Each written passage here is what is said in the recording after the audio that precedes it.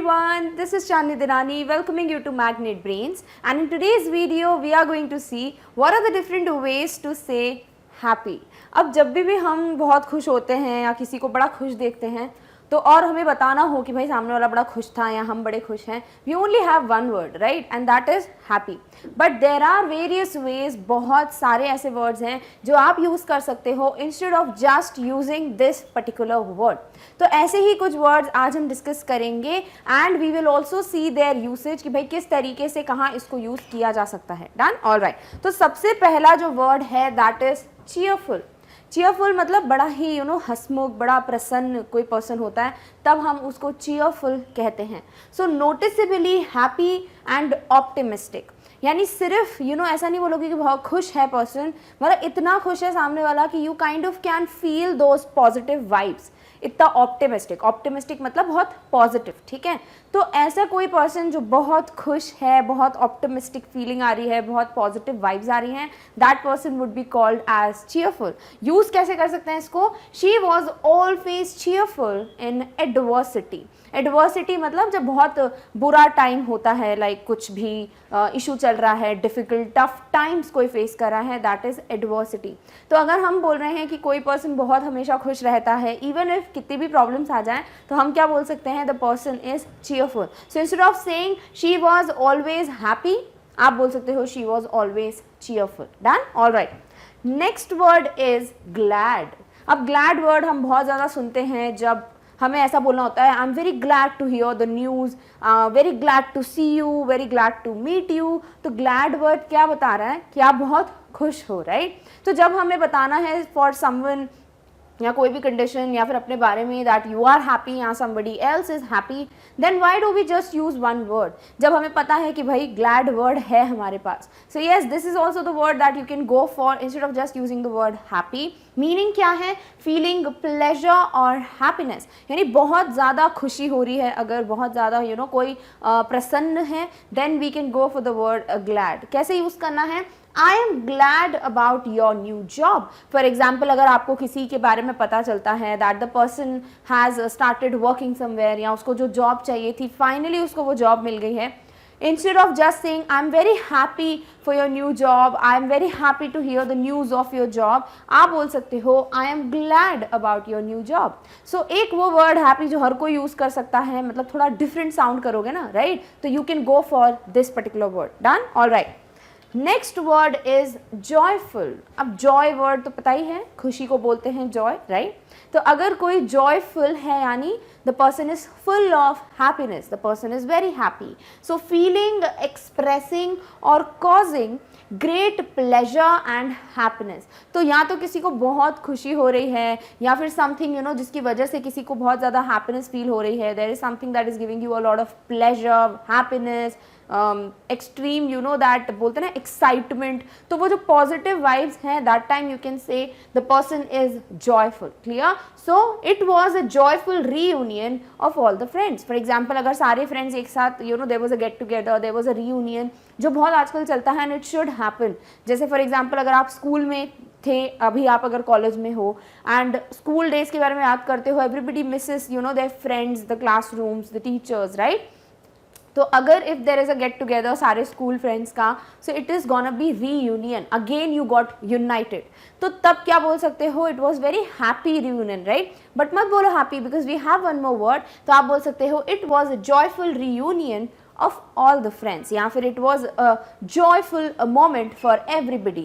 That is आप very happy को signify करने के लिए use कर रहे हो word joyful. Done? All right. Next word is buoyant.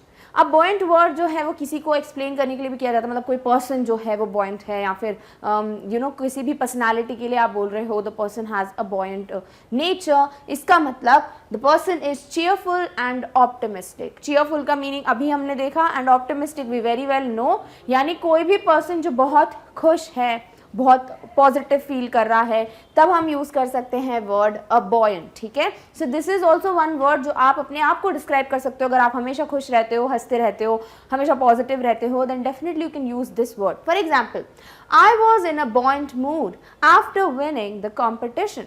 भाई मैं बहुत ही एक खुश मिजाज से मूड में था, आई was very happy, very cheerful, optimistic, जैसे ही मैंने कॉम्पिटिशन जीता। सो जस्ट आप इतना बोल दो कि I was very happy, I am very happy to win the competition, that is not going to like sound different. But if you say I was in a buoyant mood, तो obviously अलग sound करेगा, right? And this is also adding to your vocabulary list. So this is one more word that is use to express that you are in a very happy mood, या फिर कोई और बहुत happy mood में है।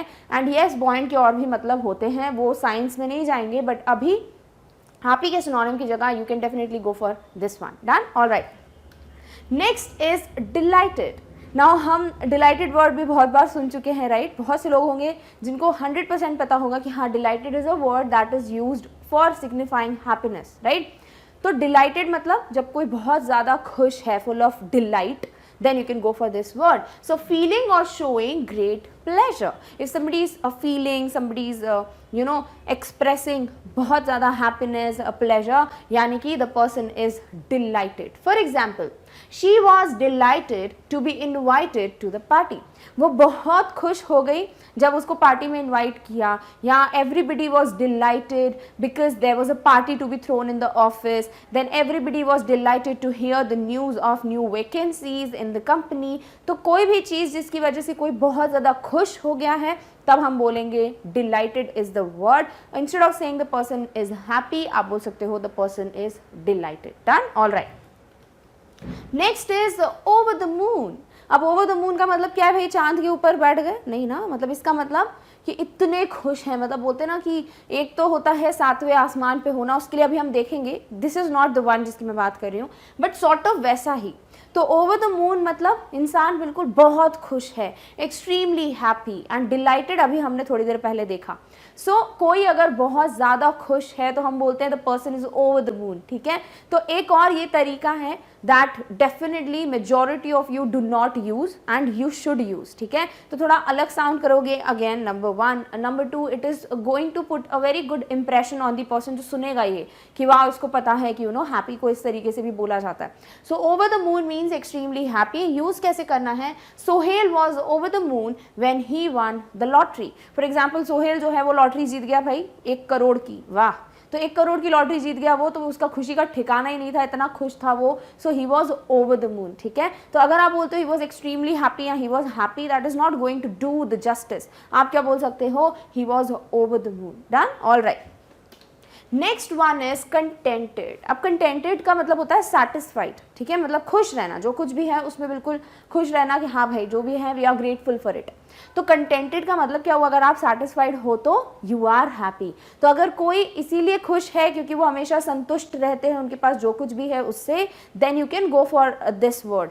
So feeling और expressing happiness और satisfaction, अगर खुशी या सेटिस्फैक्शन एक्सप्रेस करना है या बताना है, that time you can go for the word contented. For example, he contented himself with his job. उसने अपने आप को सेटिस्फाई रखा है and he was very happy because उसकी जो जॉब है he is happy with it, ठीक है? So he contented himself with his job का मतलब हुआ he was satisfied, he was happy, he found happiness in his job, and इसलिए वो क्या है? सेटिस्फाइड है, संतुष्ट है, कंटेंटेड है। Done? All right. Next one is pleased. Now pleased is also one more word जो हम ग्लैड की तरह सुनते हैं, pleased to inform you that, ठीक है ना? लेटर या एप्लीकेशन में पढ़ते रहते हैं। देन उसके बाद I am so please to invite you for this party, यानी प्लीज का मतलब बहुत ज़्यादा खुश होना, राइट? तो हम वही पढ़ रहे हैं। हैप्पी के लिए एक और वर्ड क्या है? सो फीलिंग और showing pleasure and satisfaction again, यानी you are very happy, also at the same time you are very satisfied. आपको बहुत अच्छा लग रहा है टू इन्वाइट समबडी या फिर to hear the news of someone getting successful. तो इस तरीके से यू आर प्लीज्ड, ठीक है? So I am pleased to know that you cleared your entrance exam. तो मैं बहुत खुश हुआ, I was very happy, satisfied to hear the news कि तुमने अपना एंट्रेंस एग्जाम क्रैक कर लिया है। So this is how you can go for this word. Done? All right. Next one is thrilled. अब थ्रिल्ड हम यूज़ करते हैं जब कोई बहुत ज़्यादा एक्साइटेड होता है, मतलब कुछ ज़्यादा ही खुश है, तो instead of just saying happy वो थोड़ा कम करेगा, काम इतना जस्टिस नहीं करेगा वर्ड को. So when you want to tell somebody is happy because somebody is excited, कोई इसीलिए खुश है क्योंकि वो बहुत एक्साइटेड है, तब आप वर्ड यूज करोगे thrilled. So extremely pleased and excited eight the same time, ठीक है, खुश भी हैं और एक्साइटेड भी हैं, तो आप वर्ड यूज करोगे thrilled. For example, the children were thrilled to know about the picnic plan. भाई जैसे ही बच्चों को पता चला स्कूल में कि एक पिकनिक पे लेके जा रहे हैं उनको उनके टीचर्स, तो बच्चे खुश जाते, right. We were also very happy जब भी हमको पता चलता था कि हम पिकनिक पे जा रहे हैं या छोटी मोटी ट्रिप पे जा रहे हैं with our school friends. So the children और द स्टूडेंट्स, कुछ भी आपको जो भी लिखना है, they are obviously happy but also they are excited, तो दोनों के लिए ही एक वर्ड है that is thrilled. Done, all right. Next is radiant. Radiant मतलब बिल्कुल चमकता हुआ, ठीक है. तो अगर कोई बहुत खुश होता है तो किसी की स्माइल जो है वो बता देती है. लाइक अगर मैं बहुत खुश हूँ, मुझे सब कुछ जो कुछ भी चाहिए, मेरे ड्रीम्स कंप्लीटली फुलफिल हो गए हैं, I have got that dream job, everything is there, तो वो मेरे चेहरे पे जो खुशी होगी ना, दैट वुड बी रेडियंट, ठीक है, क्योंकि उससे पता चल जाएगा that I am very happy in my life. So happy that their happiness shows in their face. तो अगर किसी की खुशी उनके चेहरे पे दिख जाए, वो इतने खुश है कि उनके चेहरे पे दिख जाता है कि नहीं ये पर्सन बहुत ज़्यादा खुश है, तब हम यूज करते हैं रेडियंट को. For example, his face was radiant with delight at the good news of his promotion. For example, किसी को प्रमोशन मिला है, ठीक है, सैलरी हाइक होगा, एंड उसकी वजह से the person is so happy कि उसके चेहरे पे वो दिख रहा है, तो हम क्या बोलेंगे, he is radiant with delight. Delight मतलब हैप्पीनेस, ठीक है. सो उसके चेहरे पे दिख रहा है that he is very happy. तो इंस्टेड ऑफ सेइंग वो पूरा का पूरा अगर हम बोलेंगे कि we can see happiness on his face because of his promotion, से अच्छा है एक वर्ड दे दिया है that is radiant with smile, और फिर रीजन दे दो भाई क्योंकि उसको प्रमोशन मिला है इसलिए. Done, all right. Next is blissful. Now blissful again one more word to express the same thing, that is happy. So extremely happy, full of joy. तो अगर कोई बहुत ज़्यादा खुश है, full of joy है, मतलब happiness इतनी ज़्यादा भर चुकी है, that time we can say it is blissful. यानी even आप कहीं जाओ और वहाँ पे आपको बहुत ज़्यादा खुशी मिले, that time also you can say that it is blissful, ठीक है. For example, I spent 2 blissful weeks away from work. Wow, मतलब अगर आप काम कर रहे हो ना लगातार, बिल्कुल कोई छुट्टी नहीं है, इवन संडे को भी आप काम कर रहे हो, एंड देन सडनली आपको 2 हफ्ते मिल जाए जब आपको कुछ नहीं करना है, you have to just chill, relax, right, तो वो क्या होगा, वो एक बहुत ही ब्लिसफुल टाइम होगा. बस सोच के ही लग रहा है जो लोग अभी ऐसे होंगे, जो the ones who are watching and who are working somewhere, they can relate, right. तो जब आपको ऐसी कोई खुशी मिलेगी, so you will be very happy, extremely happy, full of joy, right, तब हम यूज कर सकते हैं word blissful. So I spend 2 very happy, very joyful weeks, तो वहां पे आपने यूज कर लिया blissful. Done, all right. Next is on the cloud 9. जो अभी मैं थोड़े टाइम पहले बोल रही थी ना, 7वें आसमान पे होना, उसके लिए ही है ये इंग्लिश में ऑन क्लाउड 9, यानी इतना खुश होना, ठीक है. सो एक्सट्रीमली हैप्पी के लिए ये पर्टिकुलर फ्रेज यूज किया जाता है जिसे हम कहते हैं on cloud 9. For example, the group was on cloud 9 since the book they wrote got printed. For example, there are group of writers, ठीक है, ऑथर्स हैं, वो लोग कोशिश कर रहे हैं, अपनी बुक वगैरह लिखी उन्होंने, and they were very eager कि उनकी बुक प्रिंट हो जाए and everything. And finally the day came when their book got printed and बहुत सारी कॉपीज वर सोल्ड और बहुत फेमस हो गई बुक. तो दैट टाइम हम क्या बोल सकते हैं, उस पर्सन की खुशी का ठिकाना नहीं है, वो 7वें आसमान पे है, तब हम यूज करते हैं ऑन क्लाउड 9, ठीक है. So the group was on cloud 9, यानी the group was a very very happy, extremely happy, क्योंकि उनकी बुक जो है जो उन्होंने लिखी थी वो प्रिंट हो गई. Done, all right. Next is in a good mood. Now in a good mood, very easy English, right, बहुत अच्छे से इजीली समझ आ रहा है लिटरली ही कि कोई बहुत अच्छे मूड में है. अब कोई बहुत अच्छे मूड में मतलब पक्का बहुत अच्छा फील कर रहा है, बहुत खुश होगा, हैप्पी होगा, राइट. तो instead of saying the person is happy, आप बोल सकते हो he is in a very good mood या he is in a good mood. तो ये भी क्या कर रहा है, वही तो चीज़ एक्सप्रेस कर रहा है ना, बस तरीका हो गया अलग बोलने का. सो इंस्टेड ऑफ सेइंग हैप्पी, जो कि हम बचपन से पढ़ते हुए आ रहे हैं, आप यूज कर सकते हो in a good mood. For example, feeling happy और प्लेजेंट क्या हो गया इसका meaning, we know that. So the team leader was in a good mood today, so he did not say anything to me on coming late. भाई आज मैं late हो गया ऑफिस जाने में, बट जो मेरे जो टीम लीडर हैं उन्होंने मुझे कुछ नहीं कहा। क्यों? Because the person was in a good mood, बड़े अच्छे मूड में थे, तो उनको दिखा ही नहीं कि मैं लेट हो गया, उन्होंने देखा ही नहीं क्लॉक पे कि it's already like half an hour हो चुका है from my time. So the person did not say anything to me because वो एक अच्छे मूड में थे, he was in a good mood. तो instead of saying the team leader was very happy और was happy and that's why did not say anything, आप बोल सकते हो the team leader was in a good mood. Done? All right. Next is ecstatic. Now ecstatic मतलब बहुत ज़्यादा excited और बहुत ज़्यादा खुश, ठीक है। सो फीलिंग और एक्सप्रेसिंग ओवरवेलमिंग हैप्पीनेस और जॉयफुल एक्साइटमेंट, यानी ओवरवेलमिंग बोल दिया है, ओवरवेलमिंग मतलब बहुत ज़्यादा खुश, ठीक है। सो ओवरवेलमिंग हैप्पीनेस तो समझ ही सकते हो, मतलब कोई बहुत ज़्यादा खुश है, एक्सट्रीमली हैप्पी है, वेरी हैप्पी के लिए एक वर्ड हो जाता है, that is ecstatic.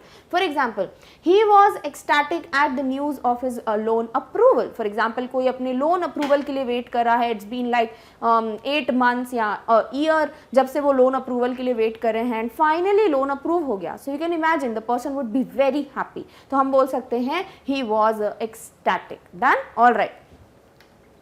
Next is elated. Now this is also word जो कि लोग ऐसे यूज करते हैं, will be very elated if you come, if you join us, ठीक है। तो इलेटेड का मतलब ही यही होता है ecstatically happy. Now what is ecstatic? अभी देखा, right, very happy, overwhelming happiness. तो अगर ओवरवेलमिंग हैप्पीनेस के लिए आपको एक और वर्ड चाहिए जो बहुत प्यारा प्लेजेंट साउंड करता है, that is elated. For example, We were all elated to hear of the victory that we had won. भाई हम सब खुश हो गए, एक्साइटेड हो गए ऑफ द विक्ट्री, जो हम जीते हैं, मतलब हमने जो कुछ भी जीता आफ्टर वर्किंग सो हार्ड, इतना कुछ हुआ, we had to you know leave our classes, we had to study by our own, then we practice and finally हम जीत गए। तो वो जो एक खुशी होती है इतनी मेहनत के बाद जीतने की, वो क्या होती है? बहुत ओवरवेलमिंग हैप्पीनेस। तो that time you can use the word elated. Done? All right.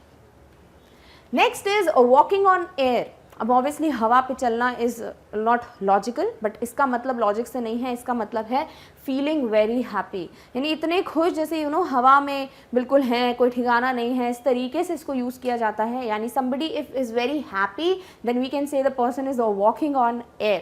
So both of them have been walking on air since they have cleared the test. For example, कोई दो फ्रेंड्स हैं, दोनों ने ही entrance exam clear कर लिया, कोई test clear कर लिया, जिसके बाद life is very going to be very you know interesting and happy. तो हम बोल सकते हैं both of them have been walking on air, जब से उन्होंने अपना टेस्ट क्लियर किया है, यानी they have been very happy. Done? All right. Next is jolly. Jolly word भी यही एक्सप्रेस करता है हैप्पीनेस, ठीक है। सो हैप्पी एंड चीयरफुल होता है जॉली का मतलब। This can be used like this, they had a jolly time in Dubai. उनका जो दुबई में गए वो यू नो उनकी बहुत अच्छी ट्रिप थी, so they had very happy time, cheerful time. तब आप बोल सकते हो they had a jolly time. Done? All right. Next is jovial. Now jovial is बोल सकते हो quality to express about a person. किसी पर्सन के लिए बोला जाता है कि भाई वो जोवियल है if the person has a cheerful and friendly nature. अगर कोई खुश भी है और बहुत फ्रेंडली वाइब आती है, कुछ लोग होते हैं ना जो हर किसी से घुल मिल जाते हैं, उनसे बात करके बड़ा अच्छा लगता है, those people are called jovial. For example, every one was in a jovial mood. भाई सभी कैसे थे? जोवियल मूड में थे, यानी कैसा मूड था? हैप्पी एंड फ्रेंडली, ठीक है। तो इस तरीके से हम यूज़ करते हैं इसे। Also this is use to describe a person, जैसे अभी मैंने बोला है। So instead of using the word happy you can definitely go for the word jovial. Next is joyous. Joyous means full of happiness and joy. बहुत खुशी हो, बहुत you know Joy nature बिल्कुल ऐसा हो रहा है कि happy happy, that time you can go for the word joyous, जो खुद ही जॉय से बना है, so it's very easy to remember it. It was truly a joyous time, यानी it was truly a time which was full of happiness, full of you know joy, and everything was very positive. Done? All right. Next is upbeat. Upbeat का मतलब होता है cheerful and optimistic, मतलब full of energy because of happiness, ठीक है। कोई इतना खुश है कि बिल्कुल चीयरफुल फील कर रहा है, बहुत ऑप्टिमिस्टिक फील कर रहा है, then you can go for the word upbeat. For example, the head of the group tried to sound upbeat in his presentation. जो भी ग्रुप के हेड थे वो कोशिश कर रहे थे कि वो चीयरफुल और एनर्जेटिक और हैप्पी साउंड करें अपने प्रेजेंटेशन में। So there you can go for the word upbeat, यानी अपबीट का मतलब क्या है? बहुत ज़्यादा excited, very happy and cheerful. Done? All right. Next is a merry. अब हम किसी को भी बोलते हैं ना विश यू अ मेरी क्रिसमस, मेरी न्यू ईयर, राइट? तो मेरी का मतलब क्या होता है? Happiness. So cheerful and lively, बहुत खुश और बिल्कुल lively, you know, full of that energy, तब हम यूज कर सकते हैं वर्ड अ मेरी। For example, I wished everyone a very मेरी सीजन एंड न्यू ईयर। मैंने हर किसी को बहुत हैप्पी सीजन, यानी अब जो यू नो हर किसी के लिए जो डिफरेंट अब सीजन आने वाला है या जो next part of the year है या न्यू ईयर है, जो कुछ भी आप किसी के साथ भी लिख सकते हो मेरी टू डिस्क्राइब कि आपने किसी को बहुत हैप्पी टाइम विश किया है। Done? All right. Next is a jubilant. Now jubilant is also used to describe a person who is very happy. So feeling or expressing great happiness and triumph. यानी यहाँ पे victory आ जाती है। triumph मतलब जीत, win win situation, victory. तो अगर कोई बहुत खुश है और उसमें ये दिख रहा है कि the person is feeling very, you know, कि victory हो गई है, बहुत जीत गए हैं सब कुछ, that time you can go for the word a jubilant. For example, the fans were in jubilant mood after the victory of their favorite team. तो जितने भी फैंस थे वो एक जुबिलेंट मूड में थे बिकॉज उनकी फेवरेट टीम जो थी वो जीत गई। तो आप जिसके लिए मैच देख रहे हो, अगर वो टीम जीत जाती है तो आप क्या होते हो? एक ऐसे मूड में होते हो जहाँ बहुत खुश होते हो और आपको ऐसा लगता है कि आप सब जीत गए हो। That time you can go for the word Jubilant. Next is overjoyed. Overjoyed मतलब बहुत ज़्यादा खुश, तभी बोलेंगे overjoyed. So extremely happy. For example, he will be overjoyed at the news of his brothers marriage. भाई जैसे उसको पता चलेगा कि उसके ब्रदर की मैरिज फिक्स हो गई है, he is going to be very happy, यानी overjoyed. Done? All right. Next is seventh heaven. Seventh heaven मतलब वेरी हैप्पी, एक्सटैटिक, ठीक है, मैं बहुत खुश, ठीक है। तो ये फ्रेज भी होता है use like on cloud nine and everything. So you can say in seventh heaven. Use कैसे करना है? The children were in seventh heaven with their new toys. यहाँ पे वर लगा देंगे, ठीक है। So the children were in seventh heaven with their new toys. इतने खुश थे अपने नए खिलौनों के साथ कि वो ऐसा था कि बिल्कुल सातवें आसमान में है, इतने ज्यादा खुश थे, ठीक है। तो इसका मतलब they were extremely happy. Done? All right. Next is on top of the world, यानी ऐसा लग रहा है कि पूरी दुनिया में हम ही एक हैं वही सबसे ज़्यादा खुश, तो we are like on the top of the world, ठीक है। बहुत अच्छा साउंड करता है but yes it is giving the same meaning जैसे कि अभी हमने बाकी देखे हैं, that is happy and elated, बहुत खुश और बहुत एक्साइटेड होना। So after so many years of hard work and success I felt on top of the world. तो इतने सालों की सक्सेस, यू नो, जो सक्सेस मिली है आफ्टर इतने सालों का हार्ड वर्क, इसकी वजह से I was feeling like on the top of the world. आप बहुत टाइम से प्रिपेयर कर रहे हो एंड फाइनली आप AIR 1 यानी ऑल इंडिया रैंक 1 के साथ क्लियर करते हो टेस्ट, तो आप इमेजिन कर सकते हो मैं क्या बोल रही हूँ, राइट? तो उसी तरीके से if you are feeling then you can use on top of the world. Done? All right. Next is beatific. Now this means feeling or expressing blissful happiness. Again बहुत ज़्यादा खुश होना, blissful happiness को express कर रहे हो, then you can go for this word also. For example, all parents wish their children a beatific life. यानी सारे ही parents चाहते हैं कि उनके बच्चों की जो life है should be full of happiness. So this is how you can also use this word instead of just saying happy या happiness. Done? All right. As happy as a sand boy. Now this is again one more phrase जिसे use किया जाता है to express extremely happy. So as happy as a sand boy. For example, he is all smiles and happy as a sand boy. भाई वो हमेशा हंसता रहता है और ऐसा है जैसे happy as a sand boy यानी he is always very happy, is extremely happy. तो कोई भी जो बहुत खुश रहता है या उस वक्त बहुत खुश है, आप उसके लिए ये phrase यूज कर सकते हो. Done? All right. Next is as pleased as punch. Now this is one more phrase जिसका मतलब होता है फीलिंग ग्रेट डिलाइट. अगर कोई बहुत खुश है then you can go for the word और phrase in fact as pleased as a punch. For example, he was pleased as punch when he went to the fair. वो इतना खुश हो गया जब उसको मेले में जाने को मिला, like he was pleased as punch यानी he was extremely happy. Done? All right. Next is rapt. Rapt मतलब वो पेपर वाला रैप्ड नहीं, इसका मतलब होता है ओवरजॉयड और डिलाइटेड. बट येस ये इनफॉर्मल है, एक्सट्रीमली इनफॉर्मल है, बहुत कम देखने को मिलेगा. इसीलिए इसका मीनिंग जो है रैप्ड का वो जनरली वाला जानते हो, पेपर रैप करते हैं गिफ्ट वगैरह पे, वही. बट येस अगर कोई बहुत ज़्यादा खुश है, ओवरजॉयड है, then too we use the word rapt. But ये बहुत कम देखने को मिलता है, बट है तो आई जस्ट थॉट कि आपको पता होना चाहिए. So the client announced he was wrapped. तो क्लाइंट ने भाई अनाउंस कर दिया ही वॉज रैप्ड. सुनने में अजीब लग रहा है इसीलिए इनफॉर्मल है, ठीक है. इसका मतलब he was delighted. Done? All right.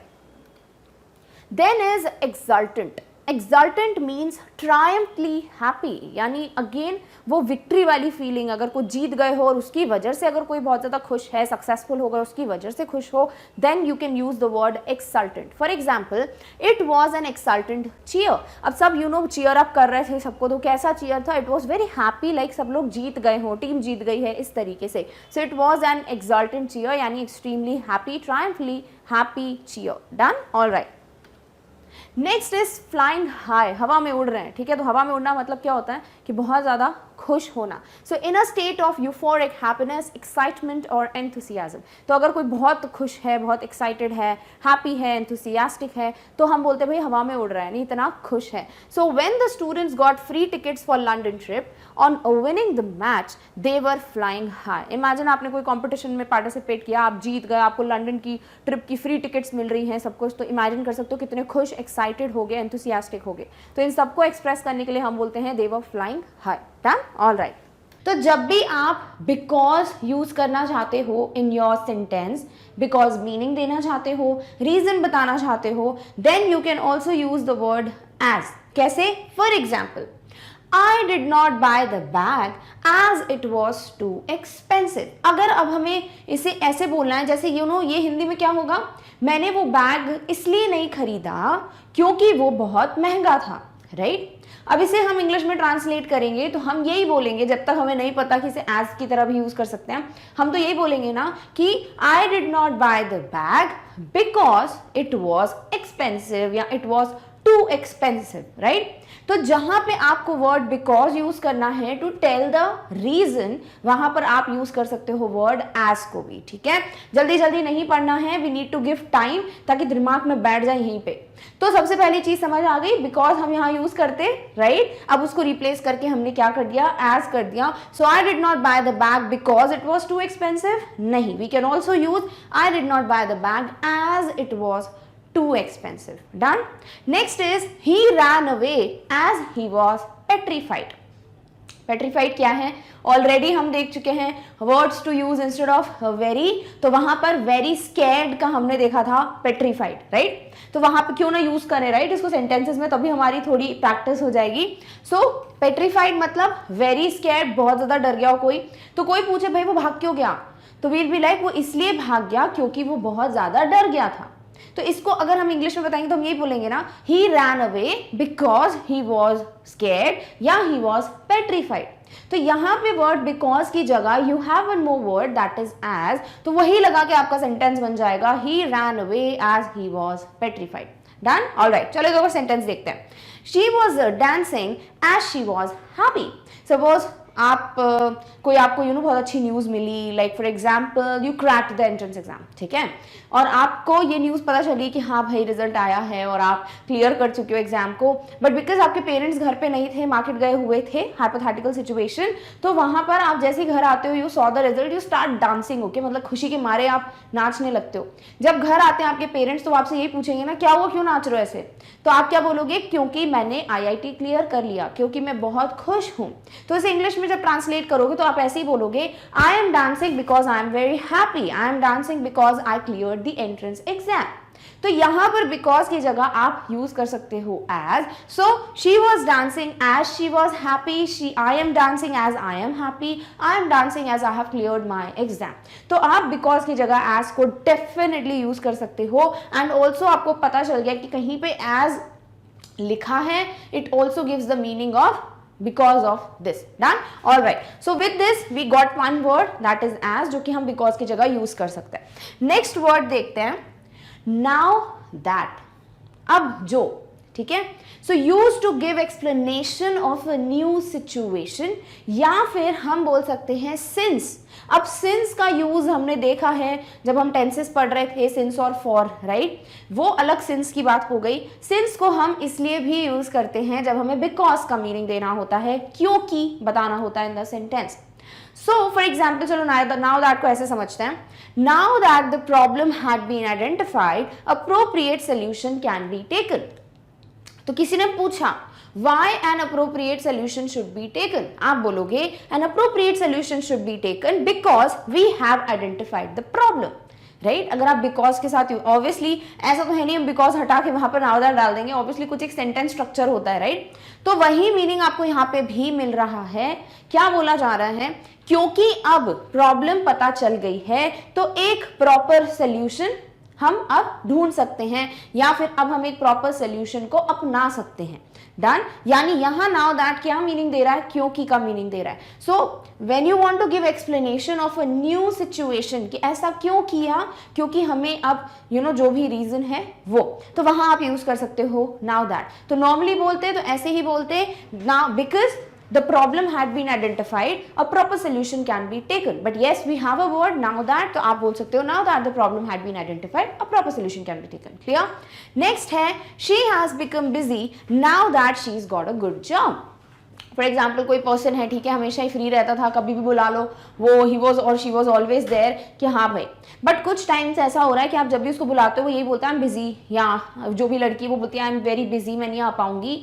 तो किसी ने पूछा why she is so busy nowadays, तो आप क्या बोलोगे, because she has got a new job, right, या she got a good job, so she is busy. तो आप यहाँ पे बिकॉज के थ्रू रीजन बताओगे ना, तो वही चीज यहाँ पे नाउ दैट से बता दी। कैसे, she has become busy because she got a good job, नहीं, now that she has got a good job, अब जो उसको नई जॉब मिल गई है इसीलिए वो बहुत ज्यादा बिजी हो गई है। सो दिस इज हाउ आप नाउ दैट को भी यूज कर सकते हो instead of just using the word because. एक और सेंटेंस देखते हैं, now that the prices are rising so fast all my savings are lost.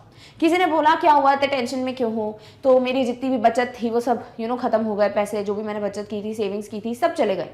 किसी ने पूछा क्यों, क्योंकि महंगाई इतनी तेजी से बढ़ रही है, राइट। तो क्योंकि महंगाई इतनी तेजी से बढ़ रही है तो हम यही बोलेंगे ना, because the prices are rising so fast that I have lost my savings, so I have lost my savings. तो यही चीज आप नाउ दैट से भी बोल सकते हो, now that the prices are rising so fast all my savings are lost. अब जो प्राइसेस या अब जो दाम इतनी तेजी से बढ़ रहे हैं चीजों के, तो मेरी जो सेविंग्स थी वो भी अब खर्च हो गई। क्लियर। तो आप बिकॉज की जगह भी नाउ दैट यूज कर सकते हो। डेफिनेटली पढ़ने में थोड़ा अजीब लगेगा अगर आपने कभी भी नहीं यूज किया नाउ दैट को, बट डोंट वरी, बिकॉज के साथ सेंटेंसेस बनाओ, फिर नाउ दैट को यूज करो जहां पे भी आप रीजन बता रहे हो। Clear, alright. एक और चीज यहाँ पे, एक और चीज देख लेते हैं, अगर थोड़ा और इजी हो जाएगा कि आप नाउ दैट जो है वो रीजन के साथ लगाओ तो आपको और अच्छे से याद रहेगा। देखो जैसे अभी हमारी प्रॉब्लम आइडेंटिफाई हो गई है, ये रीजन था जिसकी वजह से अप्रोप्रिएट सोल्यूशन ले सकते हैं, तो देखो रीजन के साथ हमने नाउ दैट लगा दिया। Similarly she has become busy now that she is good a good job, reason क्या है, अच्छी जॉब मिल जाना, तो रीजन हमने नाउ दैट के साथ रख दिया। सिमिलरली यहाँ पे प्राइजेस तेजी से बढ़ रहे थे, ये रीजन था सेविंग्स का खर्च हो जाने का, तो आपने वहां नाउ दैट लगा दिया। तो एक और स्टेप है जो आप ध्यान में रख सकते हो, अगर आपको नाउ दैट को थोड़ा इजीली यूज करने में आपको ऐसा लग रहा है कि नहीं, मतलब कैसे यूज करूं नाउ दैट को, सो डेफिनेटली बिकॉज के साथ आप रीजन देते हो, वैसे ही नाउ दैट के साथ आप रीजन लगा दोगे। Clear, alright. चलो नेक्स्ट वर्ड देखते हैं, on the grounds that, again not commonly heard but yes this exists, जिसे हम यूज करते हैं for the reason that। अब for the reason that को भी हम यूज कर सकते हैं प्रॉपर वर्ड, पर अभी ये डिस्कस कर लेते हैं। तो for the reason that खुद ही बोल रहा है, क्योंकि भाई रीजन ये है, इस वजह से जो भी स्टेप हुई वो हुआ, ठीक है। तो यहां आप रीजन दे रहे हो, और बिकॉज को हम यूज ही इसलिए करते हैं ना रीजन देने के लिए। For example, she was fired from the job on the grounds that she lacked experience। For example किसी ने पूछा कि भाई उसको क्यों नौकरी से निकाल दिया, ठीक है, या फिर उसको ये जॉब जो है वो इतने 1-2 महीने से कर रही है बट उसको फिर निकाल क्यों दिया, तो आप रीजन दोगे कैसे, क्योंकि उसको इतना एक्सपीरियंस नहीं था। So that you would say, अगर आपको यूज करना है बिकॉज, तो आप ऐसे ही बोलोगे ना, she was fired from the job because she lacked experience. अब वो बिकॉज मत यूज करो, उस जगह आप क्या यूज कर लो, on the grounds that. Clear. तो अगर आपको ध्यान से दिख रहा है, हमने बिकॉज को ही हटा के on the grounds that use किया है, इसका मतलब यस इसको हम यूज कर सकते हैं रीजन बताने के लिए, यानी बिकॉज को रिप्लेस करने के लिए। अगर फिर भी ध्यान में थोड़ा सी दिक्कत हो रही है तो आप क्या कर सकते हो, आप सीधे सीधे इसका मीनिंग प्लेस कर सकते हो, for the reason that she lacked experience, और उसके पूरे की जगह आ जाएगा on the grounds that. Clear. तो ऑन द ग्राउंड्स दैट क्या है भाई, इस बेस पे, हम बोलते हैं किस बेस पे आपने इसको फायर किया, भाई इस बेस पे कि उसको एक्सपीरियंस नहीं है, तो उसी को हम बोलते हैं on the grounds that. Clear, all right. Next example देखते हैं, many clients have objected to the proposal on the grounds that it would be too pricey. For example किसी ने पूछा कि क्या हुआ भाई, जो भी आ रहा है कंपनी में, जो भी क्लाइंट्स आ रहे हैं, सब इस प्रोजेक्ट को रिजेक्ट करके जा रहे हैं, मना करके जा रहे हैं कि नहीं भैया ये प्रोजेक्ट पे हमें काम नहीं करना, हमें इन्वेस्ट नहीं करना। तो रीज़न क्या था? बिकॉज वो बहुत ज़्यादा कॉस्टली या बहुत ज़्यादा प्राइसी है, मतलब इस पर बहुत ज़्यादा खर्चा होगा इस प्रोजेक्ट को इम्प्लीमेंट करने में। सो आप अगर बिकॉज को यूज़ करोगे तो ऐसे ही बोलोगे ना, many clients have objected to the proposal because they find it too pricey या they find it too costly, right. Similarly अगर आपको for the reason that use करना है तो वो भी आप ऐसे ही करोगे, many clients have objected to the proposal for the reason that it would be too pricey या it would be too costly. अब यहीं पे लगा दो ऑन द ग्राउंड्स दैट, तो आपको वही मीनिंग मिल रहा है, यानी yes on the grounds that को भी हम रीजन बताने के लिए या बिकॉज को रिप्लेस करने के लिए यूज कर सकते हैं। Done. Next sentence is the case was dismissed on the grounds that there was not enough evidence. अगर ऐसी कभी न्यूज व्यूज आ रही है, ठीक है, कोई केस है, एवरीबडी वाज लाइक पता नहीं इसका क्या होगा एंड ऑल, और फाइनली एक न्यूज आती है कि वो केस को शट कर दिया, ठीक है, it's like open and shut case, because कोई एविडेंस ही नहीं था, प्रूफ ही नहीं था। तो आप रीजन कैसे दोगे कि इट वाज डिसमिस्ड या the case was shut down because there was no evidence. इसी चीज को फॉर द रीजन दैट बोलोगे तो ऐसे ही बोलोगे, the case was dismissed for the reason that there was no evidence. Similarly वहीं पे तो आपको क्या करना है, ऑन द ग्राउंड्स दैट को यूज करना है, तो वही हमने सेंटेंस में किया है, the case was dismissed on the grounds that there was not enough evidence. तो इस तरीके से आपको समझ आ गया कि हाँ भाई ऑन द ग्राउंड्स दैट को भी हम बिकॉज की जगह यूज कर सकते हैं। क्लियर? तो सिर्फ बिकॉज बिकॉज मत बोलो, बिकॉज वो एक ऐसी चीज है ना जो बचपन में पढ़ते आते ना, वो कोई भी क्वेश्चन आंसर आता था तो हम पहले क्वेश्चन की लाइन कॉपी करते थे, फिर हम आगे बिकॉज लगा के आगे जो भी लिखना होता था वो लिख के आते थे, राइट। और हमें ऐसे ही सिखाया जाता था, बेटा क्वेश्चन से कॉपी करना है, बिकॉज लिखना हो, फिर आंसर डाल दो। सिमिलरली आपको कोई भी सेंटेंस में रीजन बताना होता है, you always prefer using because, which is not wrong, but what if you have like new words तो वो यूज करो। So you got these words. Clear? All right. Next one is owing to. Owing to मतलब इस वजह से। तो मैंने आपको बोला ना इन द बिगिनिंग, या तो हम बिकॉज या बिकॉज ऑफ भी यूज करते हैं, भाई इसकी वजह से। तो यहाँ आपको ओइंग टू यूज करना है when you want because of in your sentence, यानी इस वजह से whatever the result was। ठीक है, कैसे? For example, I did not go out to play owing to the headache। किसी ने पूछा why are you not going out to play, क्यों नहीं गए हो बाहर खेलने? आप बोलोगे क्योंकि मेरे सिर में दर्द है, या फिर मैं सर दर्द की वजह से because of my headache I did not go out to play. तो बिकॉज ऑफ जो है ना, जो आप रीजन बता रहे हो इन योर सेंटेंस, वहां पर आप यूज कर सकते हो ओइंग टू, और वही हमको दिख भी रहा है। तो क्या हो जाएगा सेंटेंस, मैं बाहर इसलिए नहीं गया, I did not go out to play because of या owing to the headache. Done. Next is owing to the bad weather the flight was cancelled। what happened, why you returned back from the airport। किसी ने पूछा वापस क्यों आ गए? भाई flight थी, तो फ्लाइट कैंसिल हो गई। क्यों हो गई फ्लाइट कैंसिल? क्योंकि वेदर बहुत खराब था। ऑब्वियसली बहुत ज्यादा अगर वेदर कंडीशंस अनप्लेजेंट होती हैं तो फ्लाइट के not take off, right, it's risky. तो यही चीज है, आप रीजन दोगे तो आप ऐसे ही बोलोगे ना, the flight was cancelled because of the bad weather. फिर से सुनो, because of the bad weather. तो बिकॉज ऑफ था ना, हमने क्या लिख दिया, ओइंग टू। ठीक है, तो बैड वेदर की वजह से, owing to the bad weather the flight was cancelled. Done. Alright. Next is she was late owing to the traffic. किसी ने पूछा ऑफिस में मीटिंग थी, why are you late, you know that the meeting was important, right. तो आप क्यों नहीं आए टाइम पे, why are you so late. तो आप बताओगे बिकॉज ऑफ द ट्रैफिक, यानी कि ट्रैफिक की वजह से मैं लेट हो गई। तो बिकॉज ऑफ बोला ना, तो क्या बोल दोगे, owing to. So she was late owing to the traffic, I am late owing to the traffic. Clear?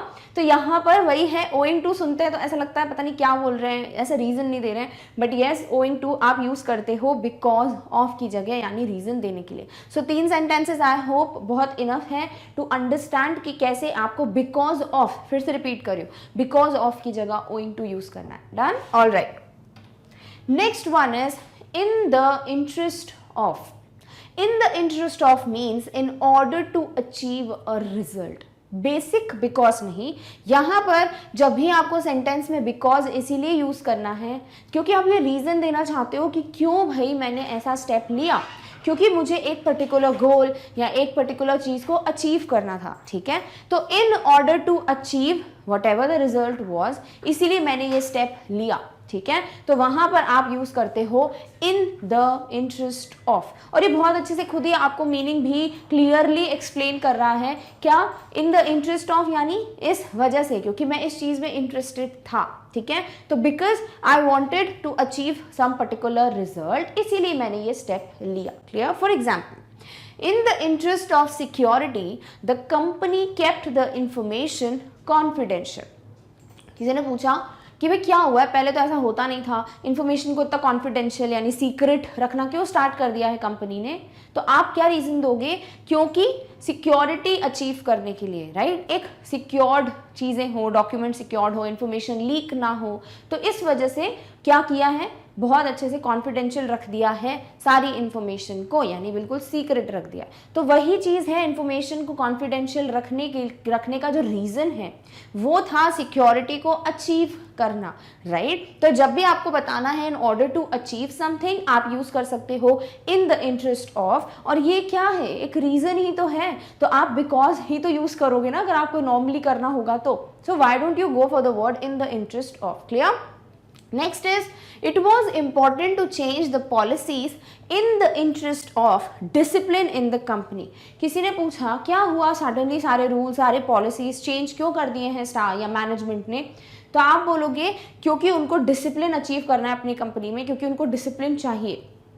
And जब तक कोई रूल्स नहीं होते हैं, ऐसी रैंडम चीज़ें होती हैं, तो कहीं ना कहीं एक डिसिप्लिन जो है वो नहीं कर सकते हो आप फॉलो। सो यहाँ पर वही चीज़ आपको अच्छे से कन्वे हो रही है कि भाई क्योंकि डिसिप्लिन अचीव करना था इन द कंपनी, इसीलिए पॉलिसीज को चेंज किया है। तो in order to achieve the discipline the policies are changed, right. इसीलिए it is important to change the policies in the interest of आप यूज करोगे, बिकॉज आप बता रहे हो in order to achieve. Done? तो जब भी आपको रीजन देना है बिकॉज का, ये बताने के लिए क्योंकि ऐसा हमें रिजल्ट चाहिए था, हमको ये अचीव करना था, इसीलिए ये स्टेप लिया, तब आप बिकॉज की जगह यूज कर सकते हो इन the interest of. Done? All right. Next is since. अभी मैंने थोड़ा टाइम पहले बोला ना, सिंस हम सिंस फॉर के टाइम पे टाइम टाइप के चीज़ों में यूज़ कर चुके हैं, कैसे करना है ऑल बहुत अच्छे से डिस्कस किया है, ठीक है। अब हमें यूज़ करना है सिंस को रीज़न बताने के लिए। तो जब भी आपको बिकॉज यूज़ करना है यानी क्योंकि बताना है आपके सेंटेंस में, आप डेफिनेटली सिंस को यूज़ कर सकते हो, बिकॉज सिंस का एक मीनिंग ये भी होता है कि आप रीजन दे रहे हो। Clear? For example, she went back to her home town since she was not able to earn well. भाई वो घर क्यों चली गई वापस? ठीक है, यहाँ पर आई थी वो जॉब वॉब करने, या आया था इन द सिटी जॉब करने, फिर वो वापस अपने घर क्यों चला गया, होम टाउन जहाँ पे भी you know he was born and brought up, वहाँ क्यों चला गया? बिकॉज उसकी अच्छी अर्निंग्स नहीं हो पा रही थी। तो ऑब्वियसली अगर आप कोई दूसरी सिटी शिफ्ट होते हो फॉर अर्निंग या एजुकेशन पर्पस, आपको वहाँ पे रहने के लिए भी पैसे चाहिए, right, to spend life there. So if the person is not earning well, it's a stupid decision to stay at that place, right, क्योंकि सेविंग्स तो होंगी नहीं। तो वही चीज़ है, अगर किसी ने रीज़न पूछा कि वो अपने होम टाउन वापस क्यों चली गई या चला गया, क्योंकि वो अच्छे से अर्निंग या क्योंकि वो ज़्यादा पैसे नहीं कमा पा रहे थे, राइट। तो यहाँ क्योंकि की जगह आप क्या लगाते? आप बोलते because he was not able to earn well. So why don't you use the word since? Because since का मतलब ही बिकॉज ही है, इसीलिए यहाँ पर आप सिंस को देख सकते हो। Done? Next is, I went to Mumbai for my treatment since the doctors had asked me to. किसी ने बोला कि यहाँ पे भी तो इलाज हो सकता था, ट्रीटमेंट हो सकता था, ऑल द वे मुंबई जाने की क्या ज़रूरत थी? तो आपने बोला क्योंकि मेरे डॉक्टर्स ने बोला भाई आपका ट्रीटमेंट वहीं हो पाएगा। डन? तो आप क्योंकि वाला रीजन दे रहे हो ना, बिकॉज वाला, तो आप यही बोलते normally, I went to Mumbai for my treatment because the doctor had asked me to do, right. But because मत यूज करो, आप सिंस यूज कर लो, बिकॉज सिंस का भी तो मतलब वही होता है। तो वही चीज़ है यहाँ पर, since the doctor had asked me to. Done? All right. They were sure to win the race since they had cleared 2 previous attempts. किसी ने बोला कि ये रेस का होने वाला है कि आप गए हो एज एन ऑडियंस या फिर आप एक कैप्टन हो, टीम लीडर, व्हाटएवर। किसी ने पूछा व्हाट डू यू थिंक, कौन सी टीम जीतेगी? तो आप बोलोगे ये टीम बहुत कॉन्फिडेंट है कि वही जीतेंगे। क्यों जीतेंगे भाई? क्योंकि ऑलरेडी वो इसके पहले के 2 राउंड में जीत चुके हैं, या दोनों पहले के राउंड बहुत अच्छे से उन्होंने क्लियर किए हैं, ठीक है। तो एक कॉन्फिडेंस बढ़ जाता है, भाई 2 पहले के राउंड हमने अच्छे से क्लियर किए तो हम ही जीतेंगे। तो यहाँ आपने रीजन दिया ना, क्या रीजन था? क्योंकि 2 प्रीवियस अटेम्प्ट्स अच्छे से क्लियर किए हैं। तो आप यूज करते word because, but you can also use the word since. कैसे? They were sure to win the race because नहीं, since they had clear two previous attempts. Because use करना गलत नहीं है, मैं फिर से बता दूं, इट्स जस्ट दैट बिकॉज सब बोलते हैं. अगर आपके पास और भी तरीके होंगे तो आप अपने सेंटेंसेस में यूज कर सकते हो. ऑल्सो अगर कोई और यूज कर रहा है इन वर्ड्स को या आपने कहीं पे पढ़ा इनको, तो आपको पता होना चाहिए अच्छा ये रीजन देने के लिए. Done, all right. Next one is by dint of. By dint of का मतलब होता है बाय मीन्स ऑफ, इसकी वजह से या इस चीज को यूज करते हुए. कैसे? देखो, he is successful by dint of his hard work. वो इतना सक्सेसफुल क्यों है? Because of his hard work, right. तो सेम चीज आप बोल सकते हो by dint of his hard work. तो ऐसा है, देखो बाय डिंट ऑफ में ऑलरेडी ऑफ है तो आप बिकॉज को रिप्लेस करते हो बाय डिंट ऑफ से, ऐसा कह सकते हैं. या बिकॉज ऑफ को आप रिप्लेस करते हो बाय डिंट ऑफ से, क्योंकि ऑलरेडी उसमें ऑफ है. तो बाय डिंट ऑफ मतलब बाय मीन्स ऑफ, ये रीजन है, इस वजह से. तो वो इतना सक्सेसफुल क्यों है? उसकी मेहनत की वजह से. So by dint of his hard work. तो ये भी आपको रीजन बताने के लिए ही यूज किया जाता है, and this is used at the place of because of. Next, Tanya got the scholarship by dint of winning the championship. किसी ने बोला why did she get the scholarship, या इसको स्कॉलरशिप कैसे मिली थी? Because there are various reasons, right. या तो आप टॉप करते हो, या आप कोई कंपटीशन जीतते हो, कोई चैंपियनशिप जीतते हो, तो बहुत सारे रीजंस होते हैं. तो तान्या की स्कॉलरशिप को जीतने का या तान्या को स्कॉलरशिप मिलने का क्या रीजन था? क्योंकि उसने चैंपियनशिप जीती. तो वही चीज है, आप लिखते Tanya got the scholarship because of the championship she won. But आप यहाँ पे यूज कर सकते हो Tanya got the scholarship by dint of winning the championship, यानी बाय द मीन्स ऑफ, इस वजह से. तो आपने रीजन देने के लिए यूज किया by dint of. Clear? Next one, by dint of great patience she built up her business. How she was able to build up the business, मतलब इतना ऊंचाइयों पे अपने बिजनेस को ले जाना, इतने सक्सेसफुल कैसे हो गई वो? बिकॉज उसमें बहुत ज़्यादा पेशेंस है, बहुत ज़्यादा धीरज है. तो अपनी पेशेंस की वजह से, रीज़न क्या है? उसका पेशेंस, उसने अपना पूरा इतना बिजनेस जो है वो बिल्डअप कर लिया. So by dint of, by means of her great patience, because of her great patience she built up her business. Done. तो अब तो पक्का हमें प्रूफ मिल गया है कि हाँ, हम बाय डिंट ऑफ को यूज करते हैं रीजन बताने के लिए. Clear? All right. Next is in light of. अब इन लाइट ऑफ भी आप यूज करते हो बिकॉज ऑफ की जगह, या फिर आप बिकॉज की जगह इन लाइट यूज करते हो, ऐसा भी आपको देखने को मिल जाएगा, बट आप ऐसे ही पढ़ो. इन लाइट ऑफ आप यूज करते हो जब आपको रीजन बताना है इसकी वजह से, बिकॉज ऑफ. जैसे she decided to cancel her plans in light of her financial situation.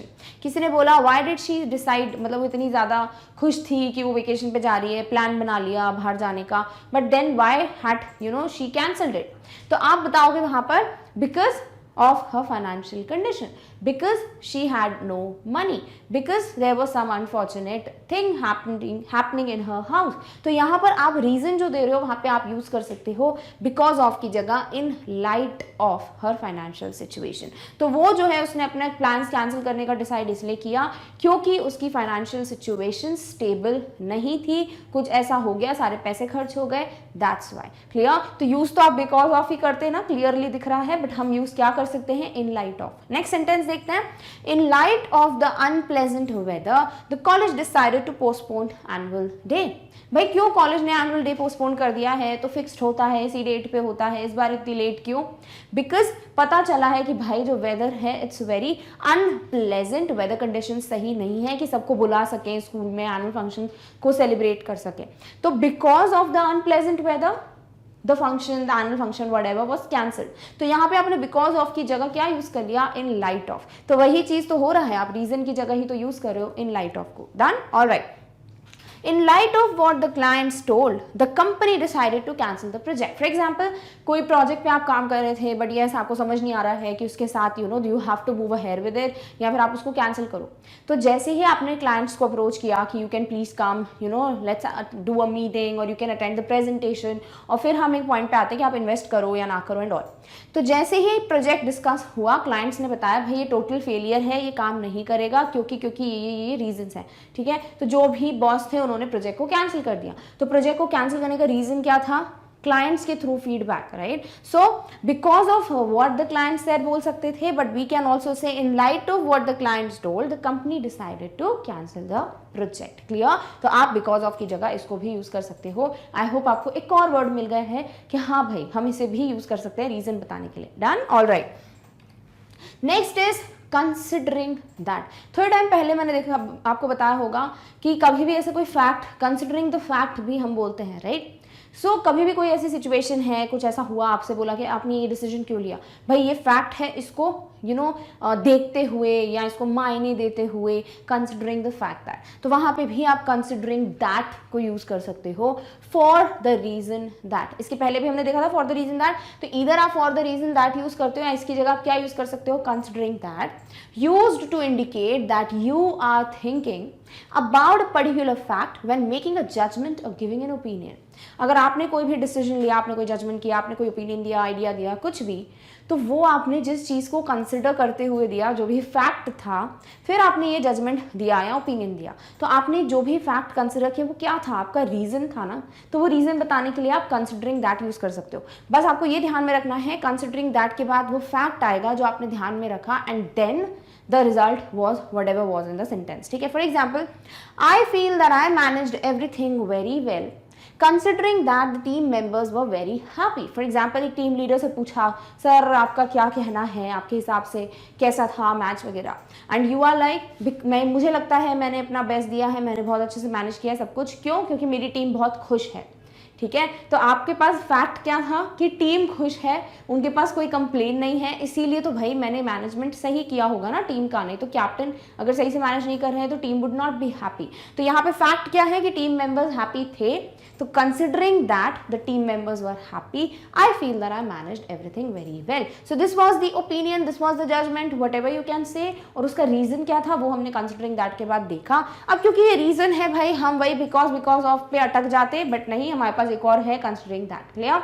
एक और सेंटेंस देखते हैं। Sunita thought she paid too much for the house considering that the taps needed repair. For example, किसी ने पूछा कि कैसा लग रहा है घर, कैसा एंड ऑल, तो यू आर लाइक घर अच्छा है, लोकेलिटी भी अच्छी, बट मुझे लगता है मैंने कुछ ज़्यादा ही पे कर दिया for this house. Then somebody asked why do you think, मतलब क्या है, क्या फैक्ट है जिस पे तुम्हें लगता है कि तुमने घर के लिए ज़्यादा पैसे दे दिए। सो द रीज़न इज कि जैसे ही मैं घर में गया, I shifted, I paid, everything was done, जो टैप्स थे घर के, जो नल थे, उन सबको रिपेयर की ज़रूरत था। क्यों? क्योंकि टैप्स चल नहीं रहे हैं, चलते हैं तो बंद नहीं होते हैं, ऑल वट एवर। ठीक है?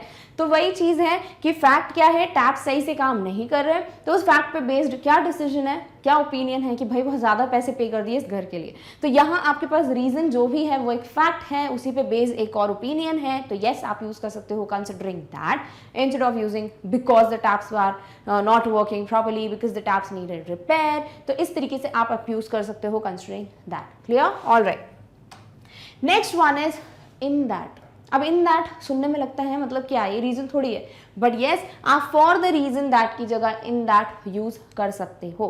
फॉर द रीजन दैट खुद ही समझा रहा है आपको, ठीक है ना? फॉर द रीजन दैट मतलब इस रीजन की वजह से जो भी रिजल्ट था, तो इस रीजन की वजह से आप जो भी लिख रहे हो वहाँ because of, for the reason that की जगह यूज कर सकते हो इन दैट। कैसे? For example, I was very lucky in that I got the tickets of how at the last moment of the show. Sorry, it's not how, it's show.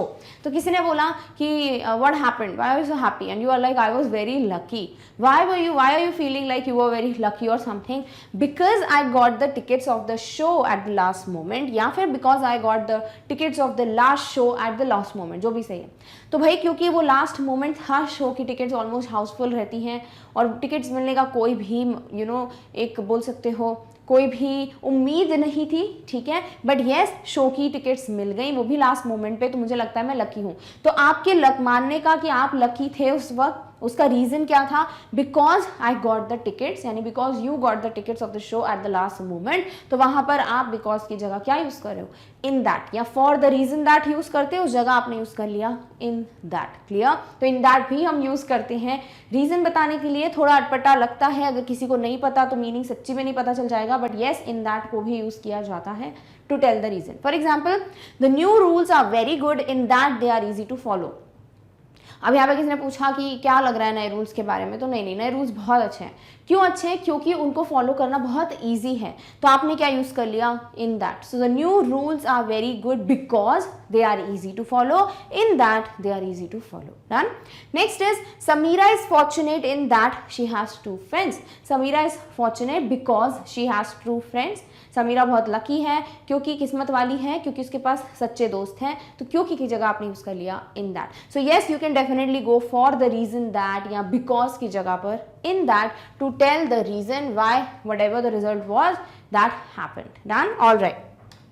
Next is in view of. In view of मतलब इसको देखते हुए. ठीक है. So because और as a result of. तो because तो समझ आ ही रहा है. एज अ रिजल्ट ऑफ मतलब इसकी वजह से, राइट. ऐसा ऐसा हुआ जिसकी वजह से जो भी रिजल्ट है वो मिला. तो जिसकी वजह से ना, that is again a reason. So you can also use in view of. कैसे देखो. In view of the weather the event was cancelled. Why was the event cancelled. Considering the weather, अभी देखा, right. Because of the weather, वो भी हमें पता है. In view of the weather, weather को देखते हुए कि भाई अनप्लेजेंट हो सकता है, कंडीशन सही नहीं लग रही है, इस वजह से इवेंट को कैंसिल करना ही सही माना गया. तो इवेंट कैंसिल होने का रीजन क्या था. खराब वेदर. तो in view of the weather, as a result of the weather. Done.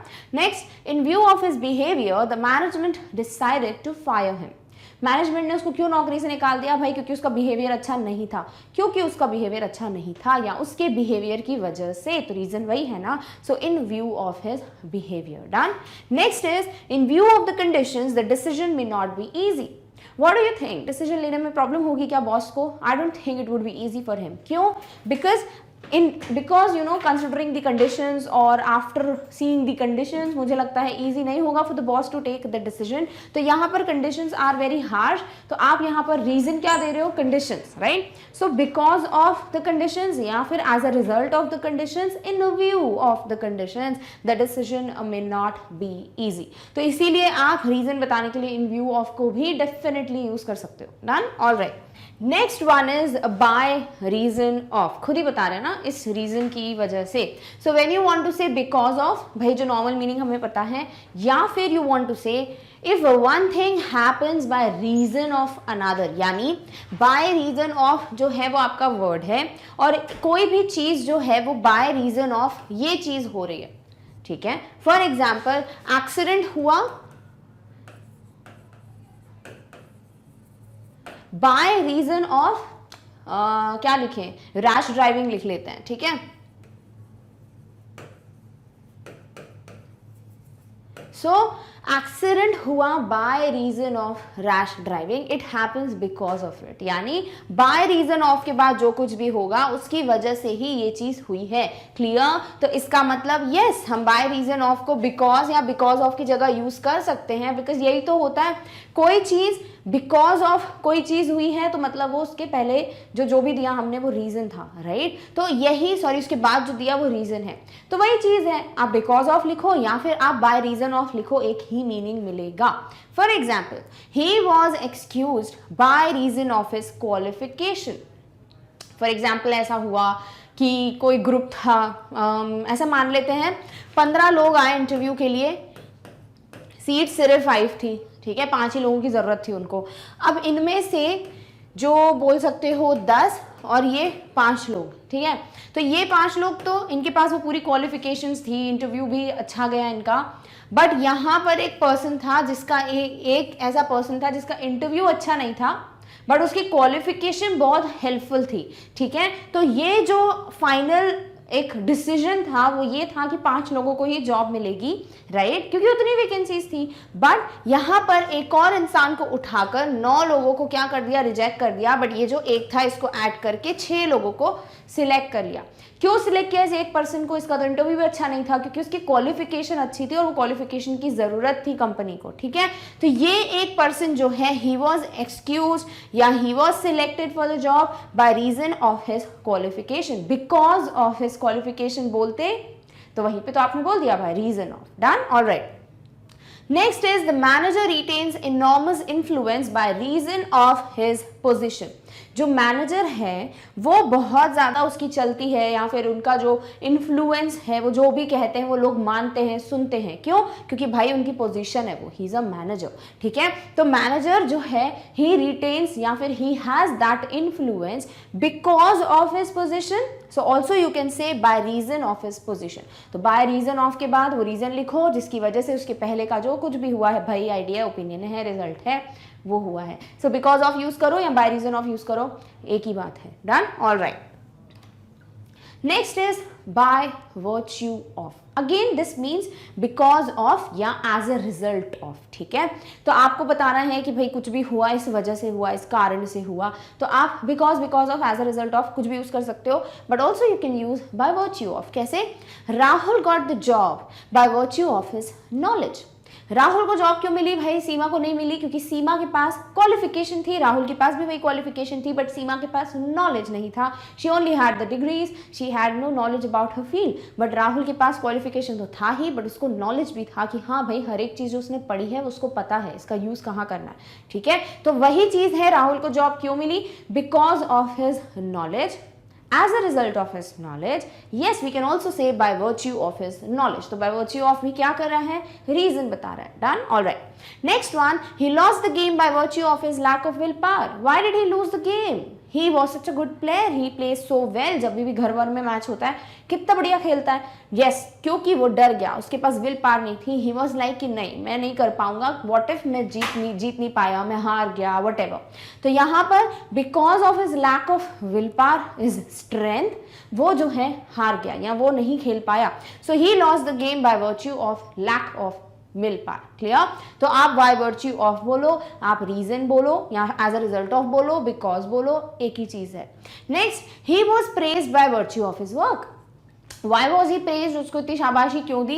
भाई उसका काम इतना अच्छा है। So because of his work, as a result of his work, by virtue of his work. तो आप बाय वर्च्यू ऑफ भी use कर सकते हो रीजन बताने के लिए। Done, all right. Next one is as a result of. अभी देखा हमने मीनिंग के तौर पे, तो भाई इसको भी तो यूज कर सकते हैं ना एज अ वर्ड, राइट? तो अब इसके पहले वाले जब देख चुके हो तो ये तो आपको बच्चों जैसा लगेगा, बड़ा इजी लगेगा उसको यूज करना। तो एज अ रिजल्ट ऑफ का मतलब होता है ड्यू टू। तो ड्यू टू को भी यूज कर सकते हो एज अ वर्ड, वो भी हम देख लेंगे। तो ड्यू टू मतलब इस वजह से, इस कारण से, इसकी वजह से ये रिजल्ट मिला। तो एज अ रिजल्ट ऑफ, भाई ऐसा ऐसा क्यों हुआ? As a result of this, right? यानी बिकॉज ऑफ दिस। तो आप उसको भी तो यूज कर सकते हो ना। कैसे? For example, the exam was delayed as a result of pandemic. Why were the exams delayed? Because of the pandemic, right? Due to pandemic. तो you can also say as a result of pandemic. भाई इतना unfortunate time चल रहा था, it was pandemic, right? It was like everywhere ये बीमारी। सो इस वजह से क्या हुआ? ऑब्वियसली रिस्क नहीं ले सकते थे, तो इसकी वजह से एग्जाम्स पोस्टपोन कर दिए गए या कैंसिल कर दिए गए या डिले हो गए। Done. Next, the project failed as a result of lack of manpower. Manpower मतलब जो भी लोग होते हैं कामकाज करने के लिए, staff members, human beings working, that is man power, right? So the project fail. Project fail क्यों हो गया? इतना अच्छा आइडिया था, क्यों नहीं हुआ? भाई बन ही नहीं पाया कंप्लीट। क्यों नहीं बन पाया? क्योंकि लोग ही नहीं थे। ठीक है, तो क्योंकि, तो किसकी वजह से हुआ? लैक ऑफ मैन पावर की वजह से। So as a result of lack of manpower. Clear? Next, he lost his job as a result of his mistakes. Job क्यों चली गई उसकी? इतना अच्छा तो कमा रहा था, इतना अच्छा तो चल रहा था सब कुछ, क्यों निकाल दिया उसको? भाई उसने बहुत गलतियां की काम पे, कभी कभी ऐसे बोल दिया था चलो चलता है चलता है चलता है, बट येस अब बहुत ज़्यादा मिस्टेक्स हो गई थी उसकी, तो उसको जॉब से निकालना बेहतर समझा गया। सो रीज़न क्या था? उसकी गलतियां। So he lost his job because of his mistakes, due to his mistakes, as a result of his mistakes. ठीक है, तो आप जब भी ऐसे वर्ड्स को यूज करना चाहते हो ना, बिकॉज वाला जनरली यूज करते हो, उनको यूज करो सेंटेंसेस को एंड देन सी कि अच्छा ये वर्ड्स हम आप प्लेस कर पा रहे हैं कि नहीं। Done, all right. Next one is in view of the fact that. बाप रे बहुत बड़ा हो गया, तो आप इन द व्यू ऑफ भी बोल सकते हो, बट यस ये भी एक तरीका है, तो इसको हम स्किप नहीं कर सकते। सो आप पूरा बोलोगे in view of the fact that, यानी because of something. In view of the fact मतलब इस फैक्ट को देखते हुए, इस फैक्ट को कंसिडर करते हुए, तो इसकी वजह से हुआ ना। So when you want to say because of something something happened, तो आप यूज कर सकते हो in view of the fact that. For example, all of the participants performed fabulously in view of the fact that they had already performed in the school. सारे ही जो participants थे उन्होंने बहुत बढ़िया परफॉर्मेंस दी। क्यों लगा आपको ऐसा?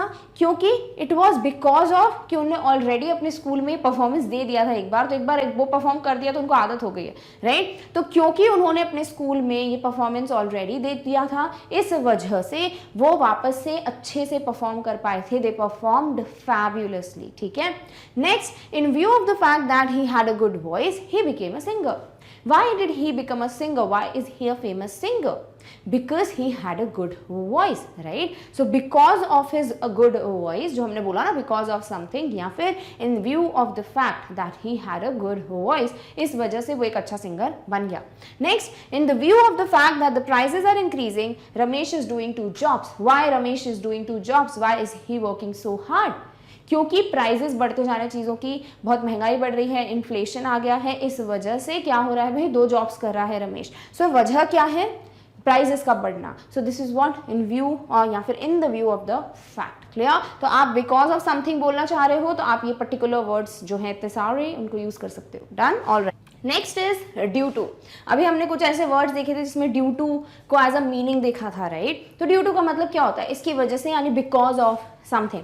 तो आप ड्यू टू को भी यूज कर सकते हो इंस्टेड ऑफ सेइंग बिकॉज या बिकॉज ऑफ, ठीक है। For example, the goods were not of good quality due to the poor planning. The goods were not of good quality, ठीक है। गुड्स मतलब जो भी सामान होते हैं, ठीक है।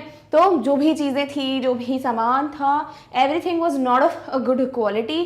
क्यों भाई? रीज़न क्या था? क्योंकि प्रॉपर प्लानिंग नहीं की गई थी, जिसकी वजह से कभी कुछ सामान ज़्यादा डाल दिया, कभी कम डाल दिया, कभी कुछ ऐसे बना दिया। तो द गुड्स, जो भी सामान था, they were not of good quality because of the poor planning, यानी कि due to the poor planning या ड्यू टू पुअर प्लानिंग। तो आप इस तरीके से देख सकते हो कि ड्यू टू को भी आप रीजन बताने के लिए यूज करो। Done? Next is he cleared the entrance test due to his efforts. भाई वो कैसे एंट्रेंस एग्जाम ऐसे कैसे क्लियर कर लिया उसने? मैं भी तो पढ़ाई कर रहा था, उसने कैसे क्लियर कर लिया? क्योंकि उसने ज़्यादा एफर्ट्स लगाए, उसने ज़्यादा मेहनत की। सो वो कर पाया अपना entrance exam clear because of his efforts, due to his efforts. Done? Next is he retired because of his illness. उसने रिटायरमेंट क्यों ले लिया बिफोर टाइम? बिकॉज वो बीमार रहने लग गया था, तो बिकॉज ऑफ हिज बीमारी, बिकॉज ऑफ हिज इलनेस उसने रिटायरमेंट ले लिया। So he retired due to his illness. Clear? तो अगर आपको वो बड़े बड़े वर्ड्स जो भी हमने देखे वो यूज नहीं करने हैं, डोंट वरी, आपके पास ड्यू टू जैसा वर्ड है जो कि आप यूज कर सकते हो instead of saying because of. Done? Alright. Next is for. अब फॉर सिंस दोनों पढ़ चुके हैं, बट वहां हमने जो पढ़ा है दैट्स रिलेटेड टू टाइम। अभी हम टाइम वाली बात नहीं कर रहे हैं। दोनों फॉर और सिंस को हम रीजन के लिए भी यूज करते हैं। सिंस कैसे बता दिया, फॉर भी यूज करते हैं। सो व्हेन यू से कुछ भी और उसके आगे आप फॉर के आगे कुछ लिख देते हो, वो फॉर बता रहा होता है बिकॉज ऑफ, ठीक है। सो बिकॉज ऑफ या as a result of something आप यूज कर सकते हो for. For example, they failed because of laziness, ठीक है। They failed due to laziness, तो आप फॉर भी यूज कर सकते हो। They failed for laziness. अब नॉर्मल फॉर का मीनिंग क्या होता है? इसके लिए। तो आलस के लिए फेल हुए नहीं, आलस के वजह से फेल हुए, तो फॉर वहां पे भी यूज होता है। तो इसीलिए आप फ्रीक्वेंटली फॉर को नहीं देखते हो, बिकॉज बहुत कंफ्यूजन क्रिएट हो जाता है कि फॉर का हम कहाँ क्या मीनिंग लें। बट येस, क्योंकि ये यूज होता है, so I have to tell you कि भाई कहीं पे भी आपको दिख जाए कि फॉर को हम बिकॉज के लिए भी यूज कर सकते हैं, रीजन बताने के लिए भी यूज कर सकते हैं। कैसे यूज करना है वो मैं यहाँ पे समझा दे रही हूँ। Done? So he could not attend the event for he was sick. वो इवेंट अटेंड नहीं कर पाया क्योंकि वो बीमार था, बिकॉज ही वॉज सिक, ठीक है। तो यहाँ आप फॉर भी यूज कर सकते हो। Next, for there was a traffic the bus got late. Why your school bus got late? भाई सब पहुंच गए बच्चे टाइम पे, आप ही की स्कूल की बस क्यों लेट आई? बिकॉज ट्रैफिक था। So because of the traffic, due to the traffic, या फिर लिख सकते हो for there was a traffic, क्योंकि ट्रैफिक था इसीलिए बस लेट हो गई। सो येस, फॉर को भी हम बिकॉज ऑफ की जगह यूज कर सकते हैं। येस, डेफिनेटली कंफ्यूजिंग है ये वर्ड, बट ऑल्सो इसको यूज किया जाता है ऐसे, so you must know about it. Done? Alright. Next is out of. Out of का मतलब होता है use to show the reason Why someone does something? सबसे कॉमनली अगर आउट ऑफ सुना होगा आपने कभी, वो होगा आउट ऑफ क्यूरियोसिटी, राइट? यानी इच्छुकता के कारण, जानकारी जानने के कारण या वजह से मैंने पूछ लिया उनसे, ठीक है? तो आउट ऑफ को हम यूज करते हैं ये बताने के लिए, आउट ऑफ जो भी रीजन है भाई, इसकी वजह से हमने जो भी स्टेप लिया वो लिया। For example, he took up the responsibility out of necessity. Why he took up the responsibility? इतने सारे लोग थे, उसने ही क्यों ये अपनी जिम्मेदारी अपने कंधों पे ले ली? बिकॉज ज़रूरत थी, आउट ऑफ नेसेसिटी। तो आउट ऑफ ये है रीज़न, इसकी वजह से क्या स्टेप लिया भाई उसने? रिस्पॉन्सिबिलिटी ले ली। तो आउट ऑफ के साथ जो कुछ भी है वो रीज़न बताता है, इसीलिए यस, आप कभी रीज़न बताने के लिए बिकॉज यूज़ नहीं करना चाहते हो, बिकॉज ऑफ, तो आप यूज़ कर सकते हो out of. Clear? Next is she painted the wall out of interest. भाई क्या हुआ बैठे बैठे ये वॉल को पेंट कर दिया क्योंकि उसको ये इंटरेस्टिंग लग रहा था, she wanted to do it. So out of interest, because of interest, she painted the wall. Clear? Next, he talked to the police officers out of curiosity. वो गया पुलिस ऑफिसर से बात करने लगा। भाई तुम क्यों बात करने लगे पुलिस ऑफिसर से, क्या जरूरत थी? क्योंकि मुझे क्यूरियोसिटी हो रही थी, मुझे जानना था, I am like inquisitive person, तो मुझे जानकारी जाननी थी कि हाँ क्या हुआ, कैसे हुआ। So I went and talked to them. सो वो क्यों गया पुलिस ऑफिसर से बात करने के लिए? Because of curiosity, out of curiosity. Clear? तो इस तरीके से आउट ऑफ को आप रीजन बताने के लिए भी यूज कर सकते हो कि भाई आउट ऑफ ये जो भी रीजन दिया है, इसकी वजह से जो भी स्टेप लिया वो हुआ। Done? All used for telling someone to do something more। तो जब आप किसी को ये बताना चाहते हो कि भाई थोड़ा और जल्दी कर लो, hurry up means whatever you are doing उसको जल्दी जल्दी करो, ठीक है? So use for telling someone to do something more and quickly, ये भी ऐड कर लेते हैं, otherwise this is going to be incomplete. तो अगर आप किसी को ये बताना चाहते हो कि भाई जल्दी से काम खत्म करो, जितना भी हो भी स्पीड बढ़ाओ, नहीं तो हम लेट हो जाएंगे, तब हम बोलते हैं hurry up. For example, hurry up or you will get late for the event. भाई जल्दी करो नहीं तो जो इवेंट होने वाला है ना उसके लिए तुम लेट हो जाओगे, ठीक है? तो जब आपको किसी को बताना है कि बहुत स्लो हो यार तुम, थोड़ा जल्दी कर लिया करो, हाँ इवेंट के लिए लेट हो जाओगे, तो हम बोलते हैं hurry up. Next, hurry up, we are already late, everyone would be waiting for us. आप बोल सकते हो जल्दी करो, हम ऑलरेडी बहुत लेट हैं, सब लोग वेट कर रहे होंगे कि कब आएंगे ये लोग, हमेशा लेट हो जाते हैं, तुम जल्दी जल्दी करो अपना काम, फटाफट करो। So you will be like hurry up. So if you want कि पर्सन जो कुछ भी जिस भी चीज़ की वजह से देर लगा रहा है, मे बी रेडी होने में, मे बी आउटफिट सेलेक्ट करने में, उस पर्सन को जल्दी जल्दी ही काम करना चाहिए, अदरवाइज वो लेट हो जाएगा। So we go for hurry up. तो अब समझ आ गया कि बेसिकली हम क्या पढ़ने वाले हैं। जल्दी करने के लिए अगर हम किसी को कुछ बोलते हैं, जैसे कोई भी काम वो कर रहे हैं और बहुत स्लो हैं and we want them to like अपनी स्पीड बढ़ाना चाहिए, तब हम यूज़ करते हैं हरी अप। और इसी के हम डिफरेंट वेज यूज़ करने वाले हैं in today's video, so that it's very easy for you. अगर आपको किसी को बोलना है कि जल्दी करो, लेट हो जाओगे, ठीक है? ऑलराइट, तो नेक्स्ट वे जो है दैट इज बी क्विक। अब बी क्विक का मतलब अगर लिटरली जा रहे हो वर्ड से, बहुत आसान है to understand, but yes how do you use it. तो बी क्विक का मतलब जल्दी, तुम्हें जल्दी जल्दी करना चाहिए सब काम, ठीक है? You have to increase your speed. So use to tell someone to hurry, यानी जल्दी जल्दी करो।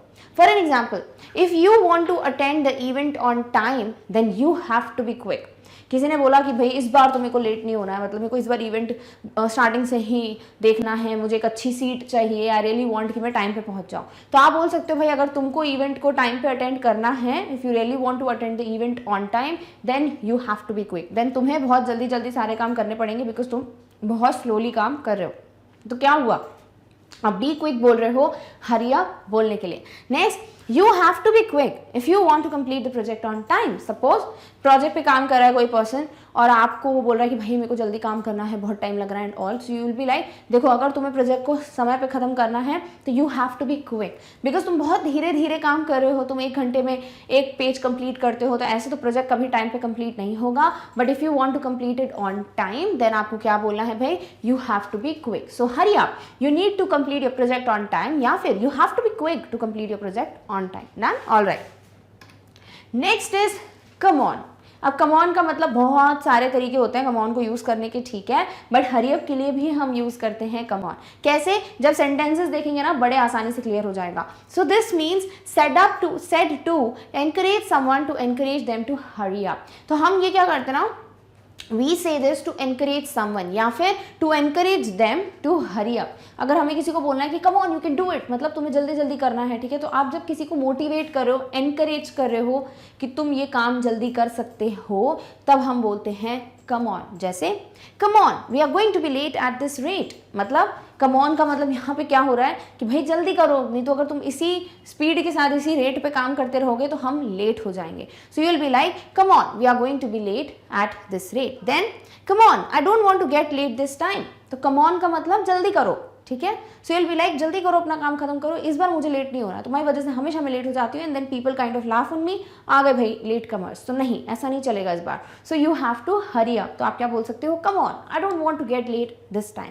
तो कम ऑन के बहुत सारे मीनिंग्स होते हैं, बट येस हरी अप के लिए भी यूज किया जाता है. Done, all right. Next is gate cracking.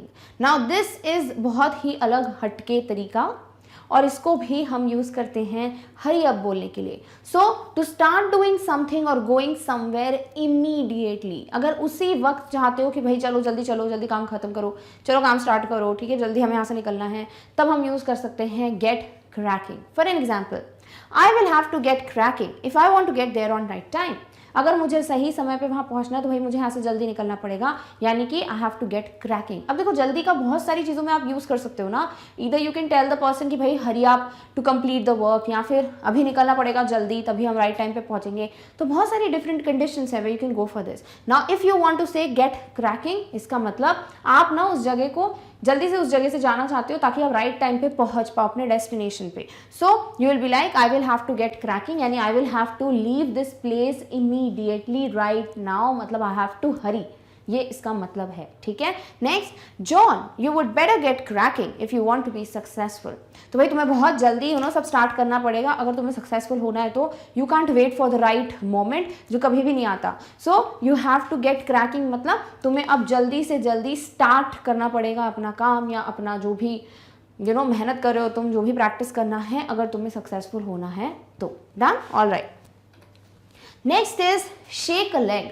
Now this is a slang, ठीक है. स्लैंग मतलब जो हम एक इनफॉर्मल तरीका यूज़ करते हैं कभी भी बात करने का, जो कि किसी ने क्रिएट कर दिया है बस ऐसे ही, तो हम बोल देते हैं उसको स्लैंग. अगर स्लैंग समझ नहीं आया है, I have already made a video on slang words and phrases, बहुत बार बता चुकी हूँ, so you can definitely go and check that out. तो यहाँ पे क्या है, शेक अ लेग का मतलब कि to hurry up. So this is a slang. सबसे पहली बात, अगर स्लैंग है तो वो सिर्फ और सिर्फ इनफॉर्मल है, आप हर जगह इसको यूज़ नहीं करेंगे, सिर्फ अपने दोस्तों में, अपने छोटे भाई बहन में, अपने क्लोज्ड वंस जो कि आपसे थोड़े यंगर हैं, उनके साथ आप यूज़ कर सकते हो when you want to tell them to hurry up. So you will be like shake a leg, यानी ऐसा नहीं है पैर हिलाने को बोल रहे हैं, इसका मतलब भाई जल्दी करो, जल्दी काम करो. So hey Rohan shake a leg, you are going to be late for college.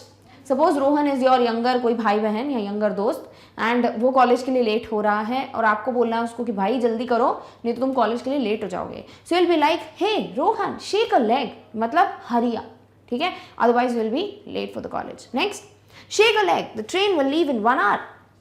भाई 1 घंटे में ट्रेन छूट जाएगी, आधा घंटा हमको स्टेशन पहुंचने में लगेगा, सामान वामान लेंगे, hardly we will have like 5 to 10 minutes to catch the train.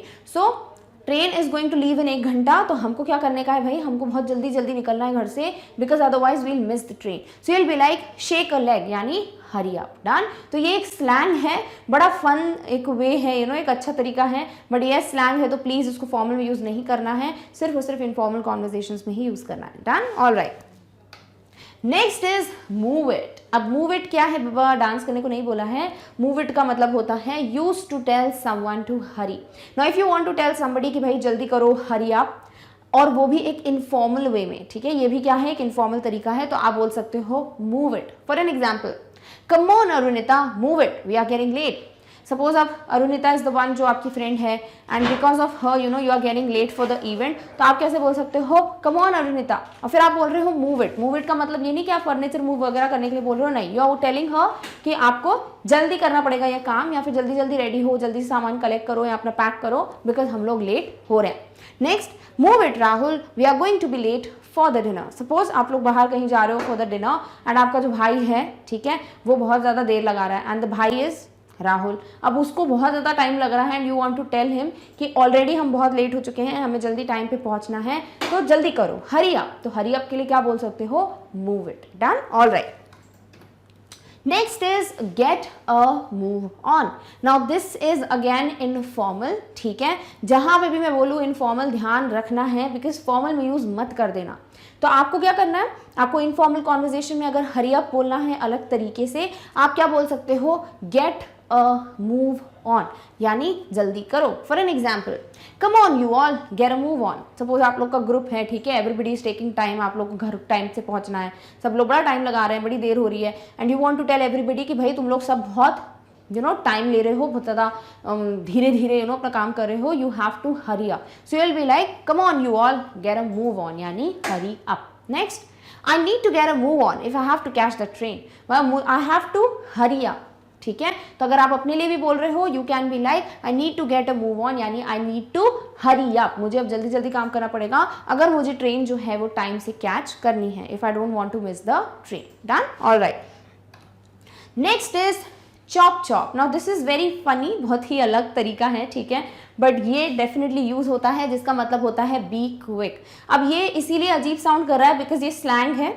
ठीक है। स्लैंग के बारे में मैंने पहले ही बता दिया है, कुछ जो ऐसे टर्म्स है जो लोगों ने बना दिए हैं बस कि इसको यूज कर सकते हो किसी एक पर्टिकुलर मीनिंग के लिए। अब अगर आपको हरी अप बोलना है किसी को कि भाई जल्दी करो, टाइम लग रहा है, लेट हो जाएंगे, बस छूट जाएगी, ट्रेन छूट जाएगी, then you can say chop chop, which is very cute, right. So how can you use it, come on chop chop you are late. तो आप अगर किसी को बताना चाहते हो कि भाई जल्दी करो, तुम लेट हो चुके हो, और you will miss the event, you will miss the first half of the movie, इस तरीके से आप इसे यूज करेंगे। Next, chop chop we'll miss the train at this rate. भाई जल्दी करो, हरी अप, अगर इसी तरीके से इतनी स्पीड पे तुम काम करोगे, इसी स्पीड पे अपना सामान वामान पैक करोगे, या फिर पैक तो पहले कर लिया होगा यस, और इसी स्पीड पे अगर तुम रेडी होगे फॉर द ट्रेन, देन हम पक्का ट्रेन हमारी छूट जाएगी और हम टाइम से नहीं पहुंच पाएंगे। So will be like hurry up, यानी chop chop. Done, alright. Next is get a wiggle on.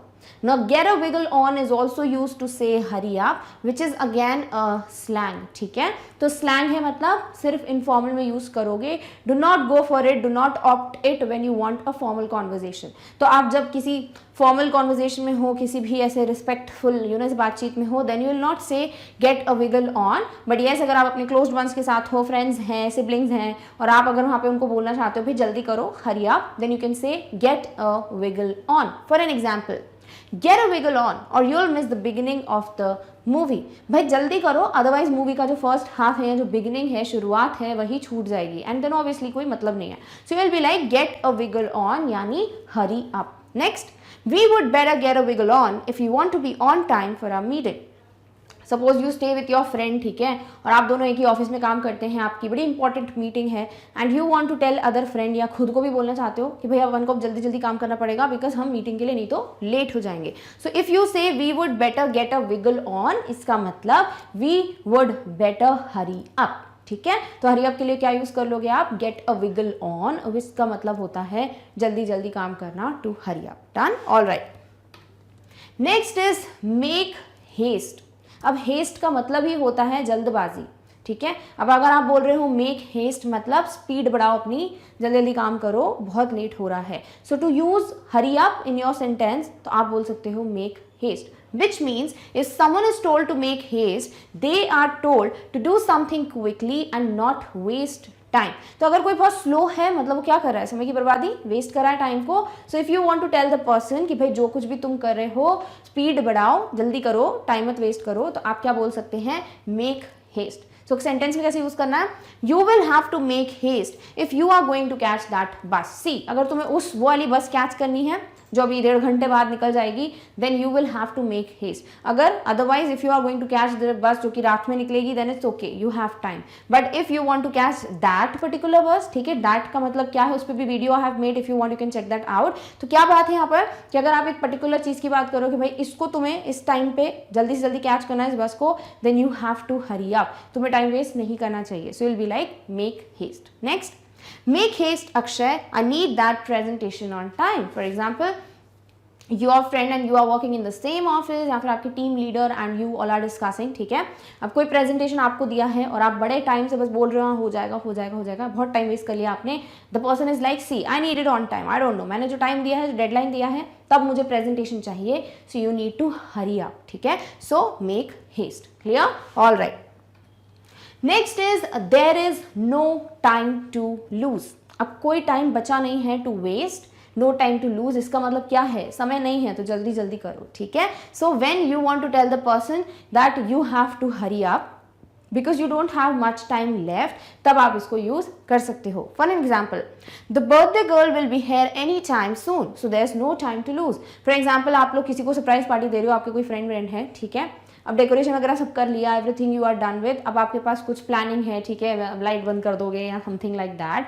So if you want कि भाई जिसका बर्थडे उसके आने के पहले आप सारी चीज़ें कर लो, तैयारियां कर लो, so you want to tell the person कि you need to hurry up, because हमने टाइम जो दिया था to the birthday girl, she can be any time here soon, तो वो कितनी भी बजे यहाँ पे जल्दी से जल्द आ सकती है. सो वी नीड कि हम सब कुछ टाइम पे करें, हमें जल्दी जल्दी सब कुछ करना पड़ेगा. So you will be like there is no time to lose, यानी even we don't have a second to waste. Next, we need to get it started immediately, there is no time to lose. For example, if somebody got idea कि भाई अब idea आ रहा है, अपन को इस चीज़ पे presentation बनाना चाहिए, मे बी डिफरेंट स्कूल्स में आपके डिफरेंट ग्रुप्स डिवाइड कर दिए हैं कि आपको एक टॉपिक दे दिया है, आप लोग को प्रिपेयर करना है अ प्रेजेंटेशन या भी ग्रुप एक्टिविटी और समथिंग लाइक दैट. अब सबने स्टार्ट कर दिया कुछ ना कुछ करना, आप लोग को आइडिया बहुत टाइम बाद आया है, so you will be like देखो अब आइडिया तो आ गया है बट हमारे पास बिल्कुल टाइम नहीं है टू वेस्ट, तो हमें जितना जल्दी हो सके अब इसको स्टार्ट करना पड़ेगा. We will have to implement this, execute this. तो आप क्या बोलोगे, there is no time to lose, which ultimately means we should hurry up. Done, all right.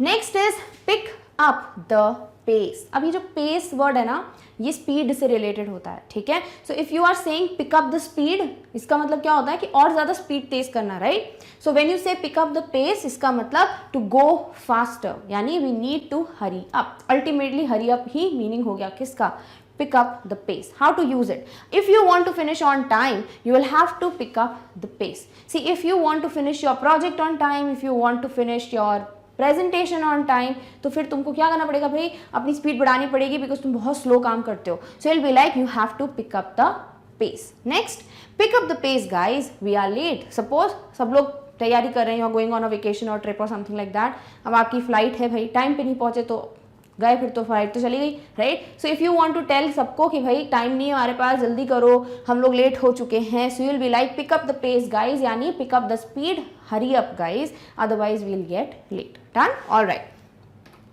Next is step on it. अब स्टेप ऑन इट का मतलब ये नहीं है किसी चीज पे मैं बोल रहे हैं भाई चढ़ के चले आओ, नहीं. स्टेप ऑन इट का मतलब भाई जल्दी करो, ठीक है. यू शुड स्टार्ट, बोल सकते हो इम्प्लीमेंटिंग इट, एग्जीक्यूटिंग इट, और you should just start it. तो टू हरी अप के लिए हम यूज करते हैं step on it, which means to tell someone to go faster और हरी अप. एक्चुअल मीनिंग, ठीक है, कि भाई जल्दी जल्दी स्टार्ट करो काम करना या जल्दी करो, टू हरी अप, तब हम बोल सकते हैं स्टेप ऑन इट. कैसे यूज करना है, you have only got 20 minutes, so step on it. For example, जैसे हम ऐसे कई बार कॉम्पिटिशन्स देखते हैं, जैसे कुकिंग कॉम्पिटिशन या कोई ऐसा ही गेम चल रहा होता है जहाँ पे दो ग्रुप्स को इक्वल टाइम अलॉट किया जाता है. सो इफ समबडी हैज सिर्फ 20 मिनट बचे हो, तो बोलते हैं ना सिर्फ 20 मिनट बचे आपके पास, जल्दी कीजिए. सो वी कैन यूज सिर्फ 20 मिनट्स हैं आपके पास, स्टेप ऑन इट, यानी कि जल्दी जल्दी आप लोग काम कीजिए, अपनी स्पीड बढ़ाइए. सो it will be like you have only got 20 minutes, so step on it. Next, we have to step on it if we want to reach on time. If somebody is like, see अपने को ना 5 बजे पहुंचना है, right now it's 4:30, it will take 20 minutes, क्या करना है. So you'll be like, see if you want to reach on time, अगर टाइम पे पहुंचना है, so you have to hurry up. तो तुम्हें जल्दी जल्दी सब काम निपटाना पड़ेगा, you will have to step on it, ठीक है. तो step on it का मतलब क्या है, जल्दी जल्दी काम करना. Done, all right.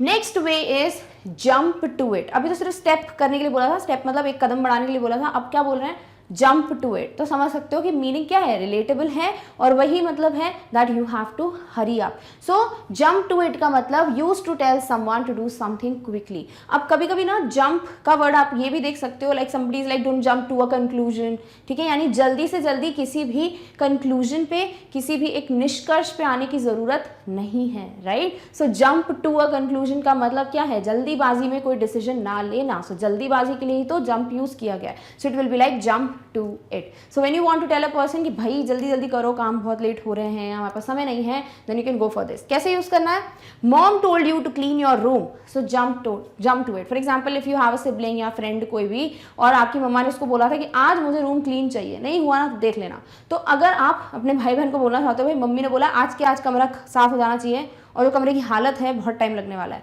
सो जल्दी करो, स्टार्ट करो, मतलब ज़्यादा समय नहीं है तुम्हारे पास, so you have to hurry up. So you will be like jump to it. Next, we don't have much time to finish this job so we better jump to it. For example, अगर आपको as a team work कुछ allot किया गया है और आपके पास deadline बस आने वाली, you don't have much time, पहले तो आपने बढ़िया मस्ती करते हुए कर लिया, कल करेंगे, बट अब वो कल आ गया है एंड अब आपको काम कंप्लीट करना ही है। So you will be like we have to hurry because हमारे पास टाइम नहीं है। सो क्या बोल सकते हैं, we don't have much time to finish this so we have to jump to it और we better jump to it, जैसे भी आपको यूज करना है। So it means to hurry up. Done, all right. Next is make it snappy. Now this is also very थोड़ा सा stylish fun way है, but this also means the same, that is to hurry up. So make it snappy, this means to tell someone to do something quickly. अगर किसी को कुछ बोलना आपको, make it snappy मतलब it क्या हो गया, वो काम जो आप चाहते हो वो जल्दी जल्दी करें, ठीक है, स्पीड में करें। So if you want to tell the person hurry up, you need to complete this task on time, आप बोलोगे make it snappy। कैसे? One pizza and make it snappy, I'm very hungry। For example, अगर आप किसी restaurant में गए और आपने कुछ ऑर्डर दिया, आपको बड़ी भूख लग रही है, ठीक है, स्टार्विंग, तो ऐसे कई लोग ऐसे होते हैं ना कि भाई 2 बर्गर, भाई जल्दी जल्दी करना, बहुत भूख लग रही है, राइट। तो in English how would you say it, you can say 1 pizza, या फिर जो भी खाते हो, मेक इट स्नैपी यानी जल्दी जल्दी बनाना उसको, बिकॉज आई एम स्टार्विंग या I am hungry. Next, make it snappy dear, we are going to be late. For example, अगर आपका कोई फ्रेंड है या फिर आप घर में किसी को बोल रहे हो कि भाई जल्दी करो इसको, जल्दी काम कंप्लीट करो, बिकॉज हम नहीं तो लेट हो जाएंगे। अब बड़े प्यार से बोल दिया इसलिए डियर लिखा है, अदरवाइज ऑल्सो बोल सकते हो दोस्तों को like make it snappy, we are going late, ठीक है, हम बहुत लेट हो रहे हैं और जल्दी जल्दी काम करो, बी क्विक, हरी अप। तो this is another way. Done, all right. Next is time waits for no one. बहुत ही प्यारा, सोफेस्टिकेटेड, फॉर्मल वे है ये बोलने का कि भाई समय किसी का वेट नहीं कर रहा, इसका मतलब तुम्हें जल्दी जल्दी काम करना पड़ेगा, ठीक है। तो ये जो चीज़ है हम हमेशा सुनते रहते हैं, time and tide waits for none, time waits for nobody, time waits for no one, none, बहुत सारे तरीके हैं इसको बोलने के, but you can go for time वाला ही, टाइम एंड टाइड मत बोलो, टाइम वाला ही आप यूज कर सकते हो टू टेल समबडी कि भाई समय किसी का वेट नहीं करता, तो तुम्हें प्लीज जल्दी जल्दी काम करना पड़ेगा। So time waits for no one is used for telling someone to do something soon while the time is available. Right now you have time, ठीक है, अभी समय है तो काम कर लो जल्दी जल्दी, बिकॉज वो नहीं रुकने वाला समय, और वो क्या होगा, चला जाएगा एंड देन अगेन आप लेट हो जाओगे। तो इतनी पूरी कथा सुनाने की जगह पे अगर आप एक लाइन बोल दोगे that is time waits for no one, then 2 आप बोल रहे हो हरी अप। कैसे यूज करना है, you need to take the decision now, time waits for no one. Somebody is like ठीक है, सोचेंगे, ले लेंगे डिसीजन, बता दूंगा, कल परसों बता दूंगा कहाँ जा रहे हैं, ऐसा करके। And if you want to tell the person कि नहीं ऐसा कुछ नहीं है, तुम्हारे पास अभी टाइम है, अभी डिसीजन लेना पड़ेगा, बिकॉज ये time is not going to wait for you, तो आप क्या बोलोगे, you need to take the decision now because time waits for no one. Next, we have to start making the presentation for our project now as time waits for no one. Suppose you were the one जिसको अपने project के लिए एक presentation तैयार करना है, और अब एक टाइम आ गया जब हर टीम अपना अपना प्रेजेंटेशन देगी एंड जिसका बेस्ट होगा वो जीत जाएगा। So if you are like कि भाई अब हमें स्टार्ट कर ही देना चाहिए प्रोजेक्ट का प्रेजेंटेशन बनाना, because time is not going to wait for us, यानी कि कभी भी डेडलाइन पास आ जाएगी और फिर हम हार जाएंगे। तो किसी को बोलना है जल्दी करो काम, बिकॉज हमारे पास टाइम कम है, यहाँ टाइम हमारे लिए नहीं रुकेगा, then you can go for time waits for no one. Done, all right. Next is put your skates on. अगर स्केटिंग करते हो तो पता होगा स्केट्स पहनने से क्या होता है, बहुत स्पीड में जाते हो, राइट। नॉर्मल वॉकिंग और स्केटिंग में बहुत स्पीड में अंतर होता है। तो if you related with that, तब तो क्लियर हो जाएगा कि पुट योर स्केट्स ऑन का मतलब होता है भाई जल्दी काम करो, यानी स्पीड में करो अपना काम, या अपनी स्पीड बढ़ाओ। सो this is an informal way. Yes, boss को मत बोल देना ये पुट योर स्केट्स ऑन, नहीं बोल सकते, ठीक है, सिर्फ और सिर्फ इनफॉर्मल में यूज़ करोगे, जैसे अपने कोई दोस्तों में या फिर अपने क्लोज वंस में, अपने छोटे भाई बहन के लिए बोल सकते हो, जब आपको बोलना है कि भाई जल्दी करो, स्पीड में करो, बहुत ढीले हो तुम, सो you will be like put your skates on. So this means used when you want to tell someone to hurry up. How can you use it in a sentence?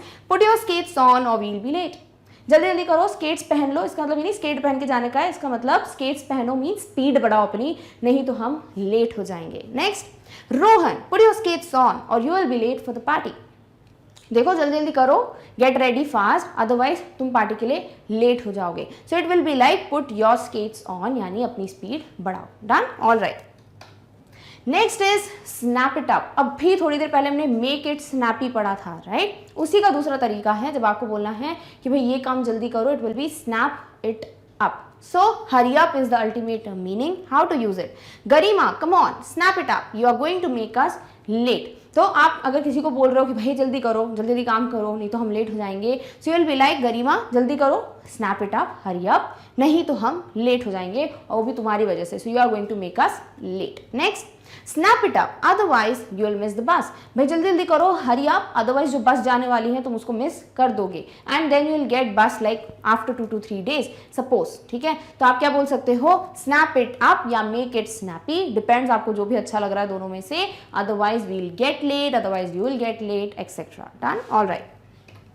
So with this we have finally completed so many different ways that you can opt for जब आपको किसी को बोलना है hurry up, and yes आपके पास सिर्फ एक तरीका नहीं होगा hurry up बोलने का, बोर हो गए होगे, so you have so many different ways that you can go for and use in your sentences, तभी तो आपको you know इनकी आदत पड़ेगी। So start using them in your sentences when you want to tell somebody hurry up। Now before we come to an end of this video, हमें जल्दी से discuss कर लेना चाहिए that if you want to study कोई भी subject, कोई भी टॉपिक from Magnet Brains, आप क्या करते हो, यूट्यूब पे जाते हो, you search for the topic और आपको मिल जाता है, ठीक है, टॉपिक को पढ़ लेते हो।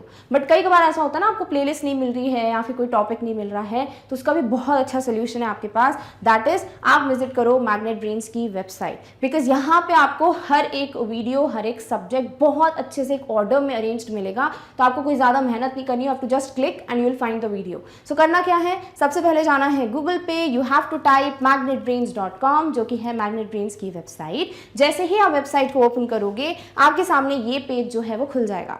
Now you have to scroll it up, आपको ऊपर की तरफ स्क्रॉल करना है और आपके सामने आ जाएंगी सारी classes, so it is that easy, ठीक है। तो आपके सामने क्लास 1st से लेके क्लास 12th तक सारी क्लासेस मेंशन्ड है, जिस भी क्लास का सब्जेक्ट पढ़ना है उस पर सिर्फ आपको एक क्लिक करना है। फॉर एन एग्जांपल आपको पढ़ना है क्लास 10th का कोई सब्जेक्ट, आप क्या करोगे, क्लास 10th पे क्लिक करोगे। जैसे ही आप क्लास 10th पे क्लिक करोगे आपके सामने सारे सब्जेक्ट्स आ जाएंगे जो भी क्लास 10th में हैं। नाउ सपोज आपको पढ़ना है क्लास 10th इंग्लिश, तो आप क्या करोगे, आपको सीधे सीधे बस क्लास 10th इंग्लिश पे क्लिक करना है, आपके पास सारे सेक्शंस आ जाएंगे। सपोज हमने क्लिक किया क्लास 10th इंग्लिश पे, you can see all the sections, आपके पास grammar, reading section, writing skills, आपके लिटरेचर की बुक्स, सब कुछ अवेलेबल है, आपको बस चूज करना है and the video will start playing. Suppose आपको पढ़ना है English literature book first flight का फर्स्ट चैप्टर जो कि है अ लेटर टू गॉड, आप जैसे ही इस पे क्लिक करोगे आपके सामने सारे चैप्टर्स आ जाएंगे and then you click on the chapter और क्या होगा, आपके सामने उस चैप्टर का वीडियो एक्सप्लेनेशन बिगिन हो जाएगा। So this is so easy, right. अब सपोज आपने इससे पढ़ लिया, आपको सब समझ आ गया, आपको अब और कुछ पढ़ना है इंग्लिश का, क्या करोगे, आप करोगे इस क्रॉस पे क्लिक और आपके सामने फिर से ऑप्शन आ जाएगा टू चूज द चैप्टर और इंग्लिश का कोई भी सेक्शन। अब आपको इंग्लिश नहीं पढ़ना, आपको कुछ और पढ़ना है, क्या करोगे, सीधे सीधे बैक पे क्लिक करो, अगेन क्लास चेंज कर सकते हो, सब्जेक्ट चेंज कर सकते हो, it is that easy, clear? All right, so with this we have completed the topic, that is what the different ways that you can use to say hurry up to somebody। अब अगर आपको ये video अच्छा लगा है कैसे बताओगे, you have to just like the video and if you will आपको ये वीडियो जो है किसी और के लिए भी इंपॉर्टेंट लगता है, somebody can learn from it, किसी और के लिए बेनिफिशियल होगा, then you have to share the video that with that person or in your group। and similarly अगर आप कोई भी मैग्नेट ब्रेन्स का वीडियो मिस नहीं करना चाहते हो then you have to subscribe to our channel, that is Magnet Brains। so don't forget to like, share and subscribe, and with this we come to an end of this video, but yes, in the next one we are going to meet very soon with the next topic. Till then, take care of yourself. Thank you so much for watching. Bye.